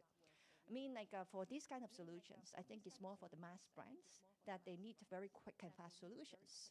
Instead of, you know, you are talking about very luxurious feeling and then the mood and all this is not yet based on the current technology we can deliver. So we are not replacing model's job. We are not replacing the cameraman's job. It's a different persona that we are purchasing. You know, like this is another one. These all are AI model. We use our AI to generate all the models. And then this is the customer's homework to us. So we have the customers that asking us, oh, can you do something similar to what we have photo shoot in the website without giving you anything? So we just handpick one of the dress in the website. So this is the one that we picked the original pictures from the website. And then our team, because of the Li and Fong and also the domain understanding, we have a very experienced pattern makers and also like the digital artists that they can create all these beautiful 3D sample. And what we also do it is like we have our avatar, digital avatar. We dress them on the avatar, digital avatar. And then for all the faces, we use our AI solutions. Because like for a lot of time, like the e-commerce retailers, they have a lot of footprint in different geographic locations. So meaning that, you know, the AI model, different sizes, different nationalities, is important for them to map into their local locations for selling. So I think the beauty of AI is, number one, saving a lot of cost. Number two is like you can customize the nationality and the sizes of the model as well. Then like kids, this is all AI kids as well. So yeah, so like interesting part is like, so one of the exercise like for the brand retailer say like it's hard to find the kids, you know, to do the photo shooting because kids are very active, you know, you spend a lot of time to calm them down, how can you do it? And then we have been finding a lot of AI solutions, and then we finally see that, you know, one of it is very interesting that we can find the kids and wearing the others. Okay, so I think I've talked about this, so let's see the video. So I said, you know, this is an example with Zalando, and then, you know, we have been doing one of the shirt top, and then like the normal experience, you see all this photo picture, but also we embedded one of these 3D configurator. So this produced during, you know, the product creation stage, and then what we believe is like we have done the A/B testing. with this 3D configurator embedded into the e-commerce solutions, the sales has been up for 2%. So definitely, I think this is the way forward. And then one of the challenges, like 3D solutions, is like this kind of thing is a bit heavy in terms of the loading time. And then we have been overcome, the loading time and also the speed of the solutions. 3D experience, I think, for you guys, AR, VR, and all the animation is not new to everyone. So what we have been doing is like, we have been doing a lot of try-on. This is a Snapchat for try-on. So what we have been doing, like I said, this is the 3D that we created. And then what we have also been doing is like using the Snapchat social media channel. So, and then we are able to, make this 3D and dress it on the garment, mapping with all your like human movements, even changing the colors, right? The colors. And it gives a very good experience for the young people. And imagine for this exercise, we just post it without any advertising. The organic search has been 500,000, the organic search for this kind of solutions. And then another one is last year, during Easter, we also have this is created by our team. Similarly, I think this is also something that the young people are very interested. Yeah, it's all about feeling. It's all about the experience. It's all about like how it looks good on me. It's not about sizing. It's not about like how fit it is. It's not about the physical garment. And do I look good? It's more about emotional bonding that create within the brands. Yeah, I think that summarizes on what we are doing, and I hope that you find it very interesting. We are very few of the transformation companies specialized in fashion. And then again, I think what we want to highlight it again is with our experience, we really want to be the change engine for the fashion industry and create a sustainable future. Thank you very much again. Thank you.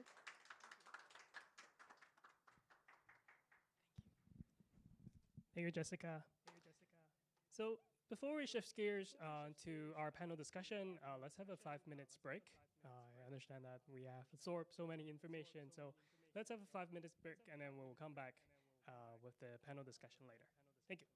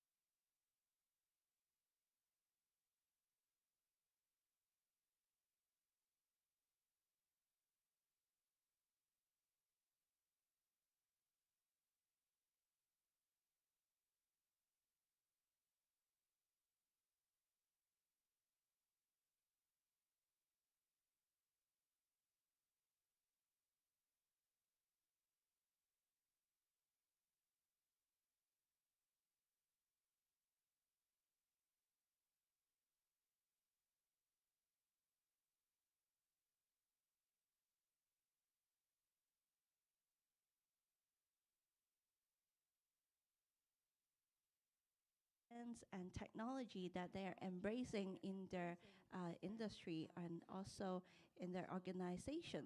So I am very happy and excited for our cohort. Actually, Urban Technology Week 2024 MIT cohort has already selected, and now we are having an opening call for Hong Kong students. So all this younger generation and university students and graduates are very looking forward to participate in all these three challenges that are provided by a China Camp Group, MTR, and 3D Unify 3D. So also let me start with coming back to the discussion of how this industry that mentioned, the company that have shared, how do they actually drive these kind of innovations within their organization, and what are some challenges that our speakers can share with us, our audience, that what kind of challenges they are facing when they drive this kind of innovation, and what is your approach? So anyone can start. Well, yeah, I'm constantly swimming in challenges, so maybe I can share a little bit. I think, like, one of the things that is actually holding, us back in terms of driving, innovation or changing is really your habits and also what you don't know. Because, like, most people would focus on doing things that they know. And because of that, like, let's say you go to work, it's a routine. You wake up, you go to office, you do your job, you go home, and every day is the same. And like if every single day it goes by, and you go through this routine, and you think that, well, that is the way life is. And sometimes we hear the idea of living for weekends, right? So people don't actually find like satisfaction when they go through the daily work. So they look for satisfaction on the weekend. And actually, when I actually look into how our company operates, we want to find ways to make work actually fun, which is kind of oxymoron sometimes in certain ways if you think about it. But I really feel that we can do it, especially with today's technology. As you can see right now, basically there is a lot of AI around us, and there's a major transformation going on in terms of how we can actually leverage our time so that we can do the things that we actually, not just simply like, talking about doing your hobbies or like, things outside your work, but even at work, I think we can do more things that are more fun and leave it to the AI to do things that are less fun, right? So I feel that, as a company, we need to start changing the way we think about work, changing the way we think about doing the task. So this is something that I think about all the time. And also, like, we want to empower our staff and people working in MTL to have this mindset. So they start stepping back. Instead of just simply like going through the day, doing the same thing, they want to step back and actually have a think like, wait, could there be an alternative way I go about my day? Could I do something differently? And this is how I go about it. Thank you, Jean. And yeah, maybe that's the reason why you designed a game, the sandbox for everyone to join. Yeah, maybe let me share more. Like, totally agree with Jean that I think it is quite difficult to drive all these changes because it involves a lot of a behavior change, and especially for an industry like us, the elderly home industry, we heavily relied on manpower, and then whether how can we convince our staff that the technology is actually aiming to help them but not replace them. I think many of the workforce nowadays they may not like the technology because they have the fear that the technology can one day replace them. So they don't have the job security. So from our perspective, how can we prove to our staff that like the technology is actually going to help them, but not replace them? Just like Jean mentioned, like helping them on all those like more tedious, not fun task, but like at the same time, like we still provide the job security to them. I think like this is very important. And then like from for our industry, I think like and other challenges is that like how can we really like locate or explore like find the right technology or right solution is like a very important and challenging, because like many occasions like what we find is that like the technology is actually very good, but from a user perspective, it is user friendly enough. And especially like for most of the elderly, like they may not be as like high tech or as like as as easy to learn new stuff as like younger people. So like how can we enable them to use those technology easily is another challenges. Yes, the ease of use and the market calling for the market needs is very important. User-centric design. Yeah, I think for us, as a transformation, consultancy, I think it's important that, we understand all the challenges. People, they don't want to change. Technology is for like the fashion industry is a very, they feel that, is another planet, they are not living in that world. So, they are not talking about the same language. But all the software engineer or like the developer talking to the industrial leaders, they are saying, oh, I don't know what to say. So because they don't know the workflow, they don't know anything about it.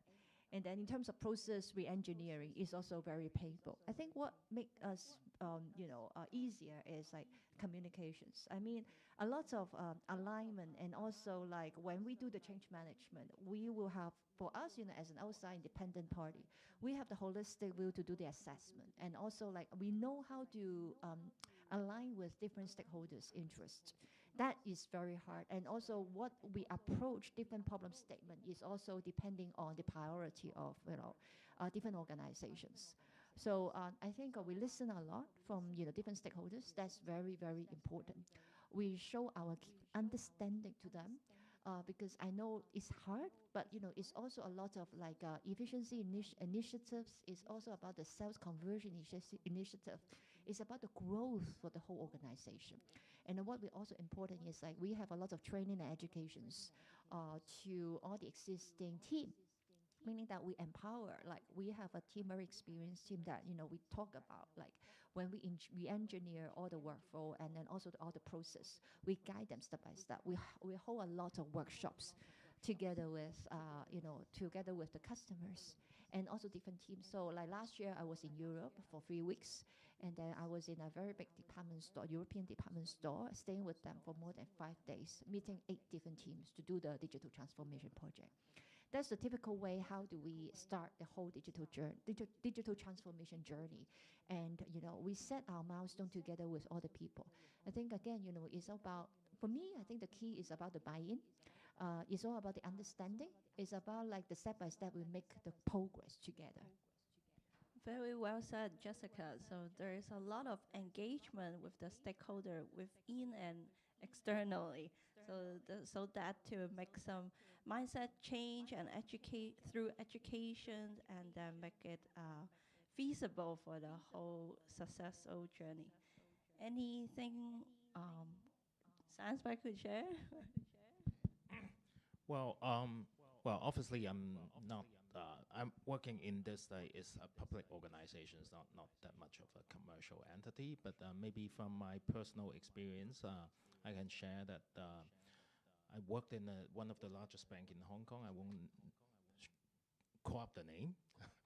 Many years ago, I still remember that the software that I used internally was several generations behind what was commonly used in the market at that time.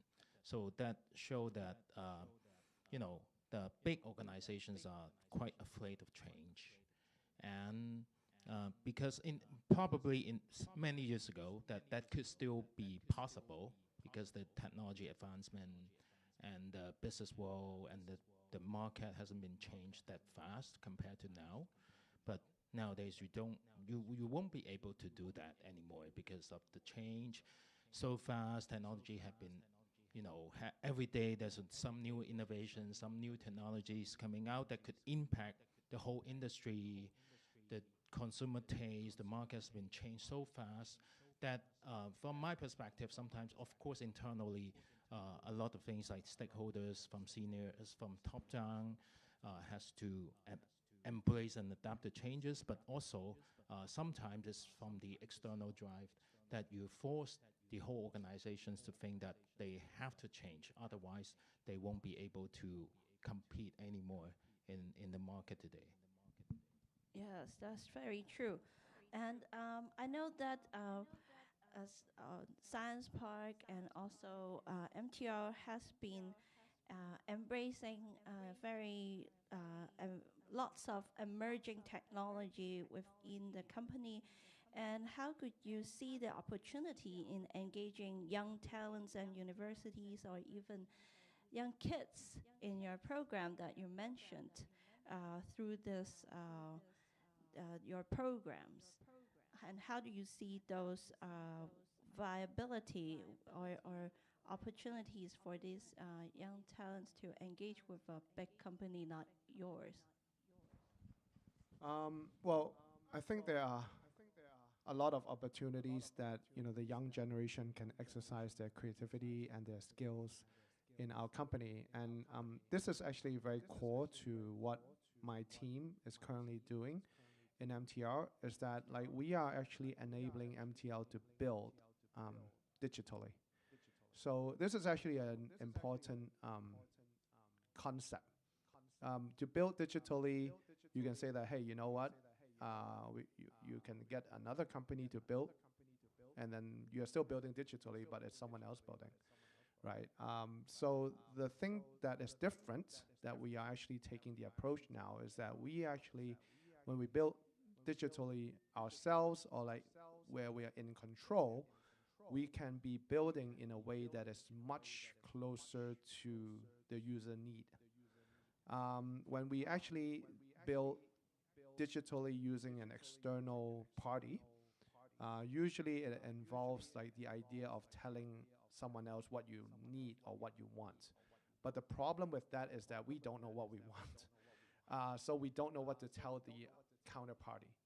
So the concept of actually being able to start building things to drive an outcome is something that we're pushing. And I think the next generation would actually be the next generation of people, the students, or as you say, the younger people, I think would resonate with this idea.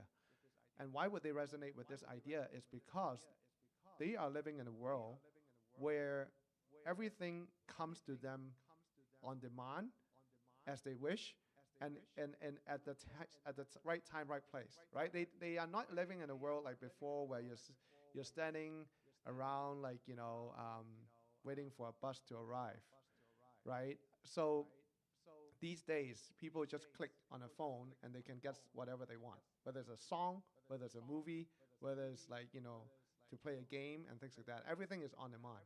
So we're living in a very different world. So in order to cater to this type of people on this type of living experience, we need to actually build differently. And I think this is a very important concept that actually we are pushing. For Unified, we have an extensive program working with different universities.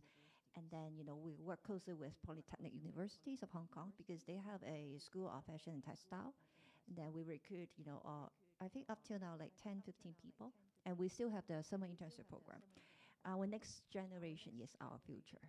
So I think from the consumer behavior side and also the way how they see things are very different. The whole digital experience that, they share with us, is a very valuable asset and insights. I think when we leverage on different technology, what you see in the previous example are the AI, the AR, and as well as the 3D technology. So we ask them a lot of questions and interview them, how do they see all these use cases? And is it going to affect your consumption behavior, your buying experience?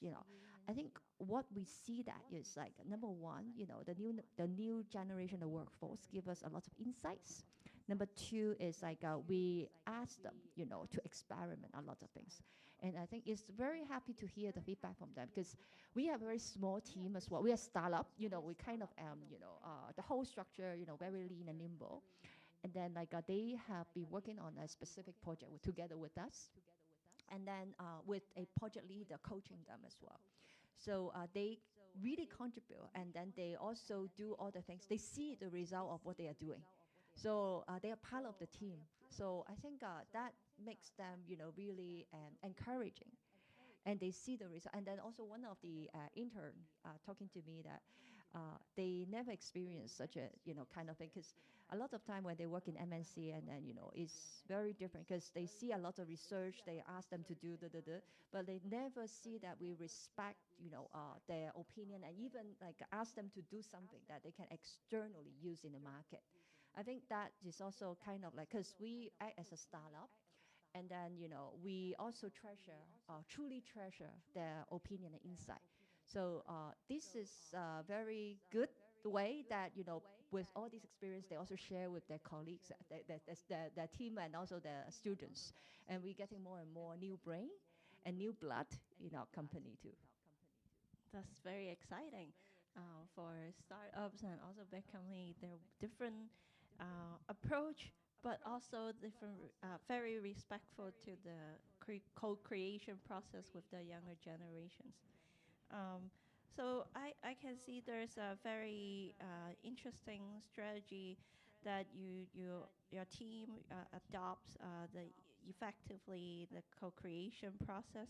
So what are the key skill sets and knowledge area that you guys think the youngster need to possess to be effective as a change maker if they want to make us either it's a sustainable social impact or to work as a young startup or even work within your company or a big organization? What kind of skill set they should look into possessing, and what are your advice to them? Maybe let me start. Well, I think first of all, I also agree what Jean said about like the young peoples nowadays. Like they have been much smarter than when we were before, like even at the same age, because of the internet, because of the easy of getting a lot of informations just by clicking on the mobile or laptop whatsoever. And then they have a much more absorptive capacity to have all these like latest informations and knowing about the latest innovations of technology.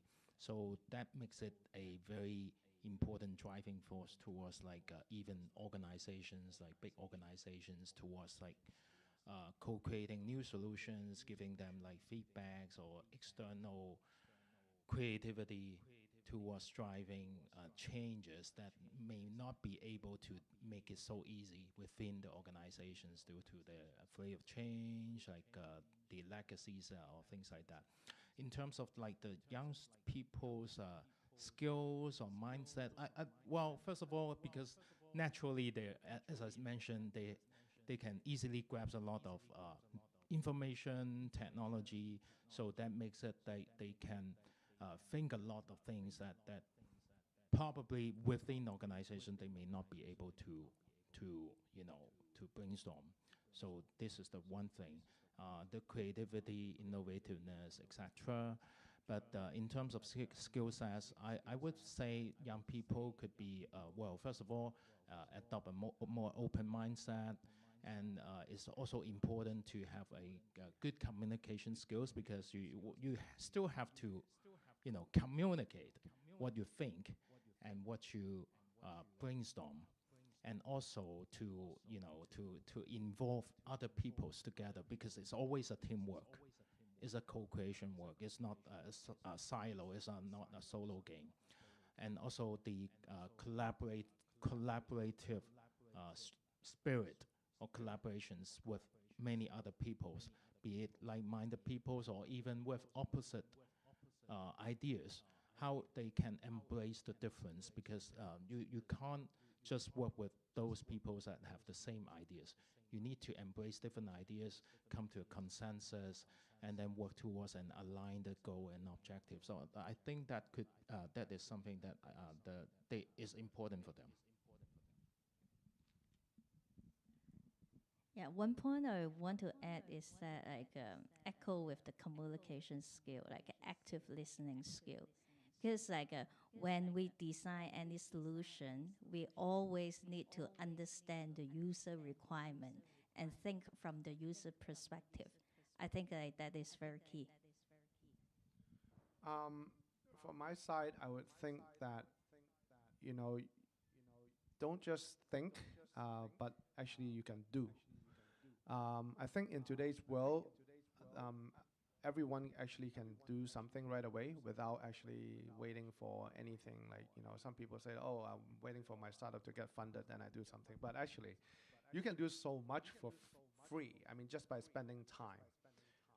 It's something I find very incredible in today's world. And because of that, I would also, say what actually Steve Jobs would say, like always stay hungry and stay foolish.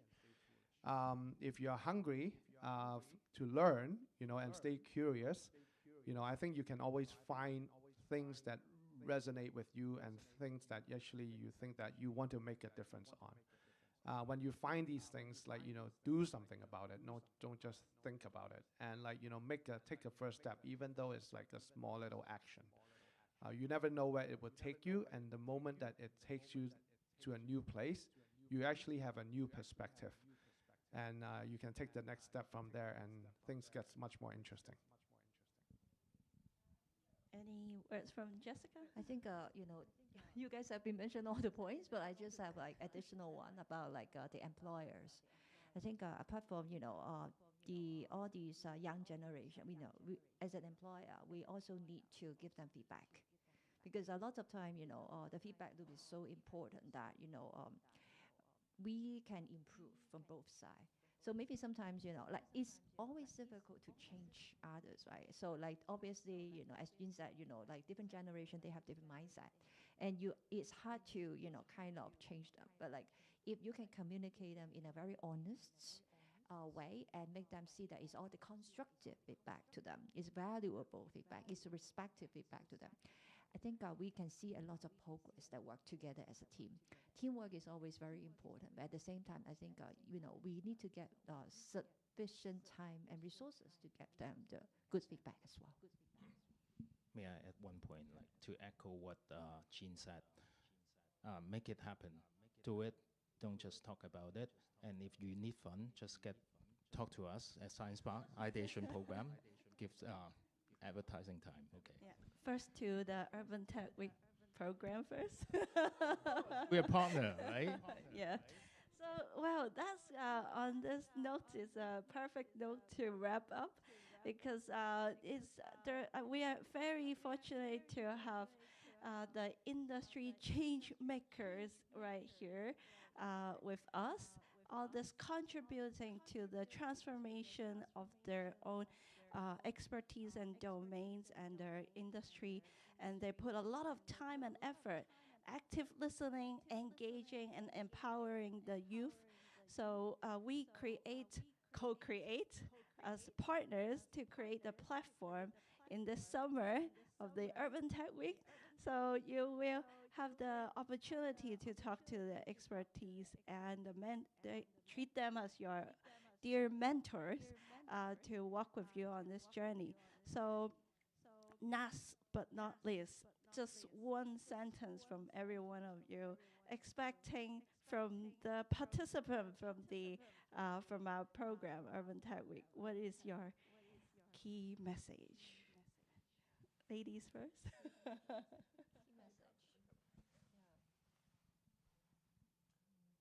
Be more proactive. I think to in terms of everything, be proactive in asking questions, proactive to also seeing different side of the angles. And I think the whole exercise is just to get your insights. So there's no right or wrong. So important thing is like during the process you enjoy it, and then also think out of the box. Remember to have fun is what I would say. Like always, like make things fun because like fun things are, great to do more of. Great. Yeah, they say everything I want to say. So I got one word I want to say is don't afraid to fail. Just be innovative. Just try. Like take this opportunity to try to test your idea. It makes me even more difficult to add. Well, yeah, I mean, just sometimes you don't need to think too much. If you get a chance to, really unleash your creativity, working with a lot of industry experts, work with like-minded partners, work with, young people, experienced people, and then take actions, and then do something for the environment, for the society, and also for yourself.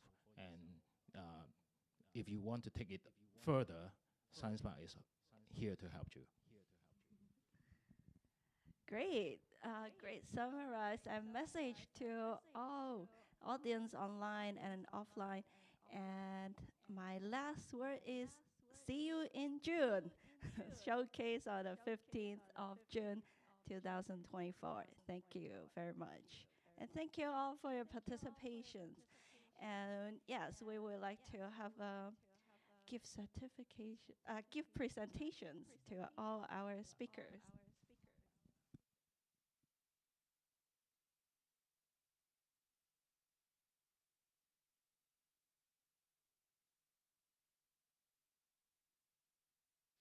So we will have a group photo and we present another advertisement time. This is the very great event and thank you all for participation.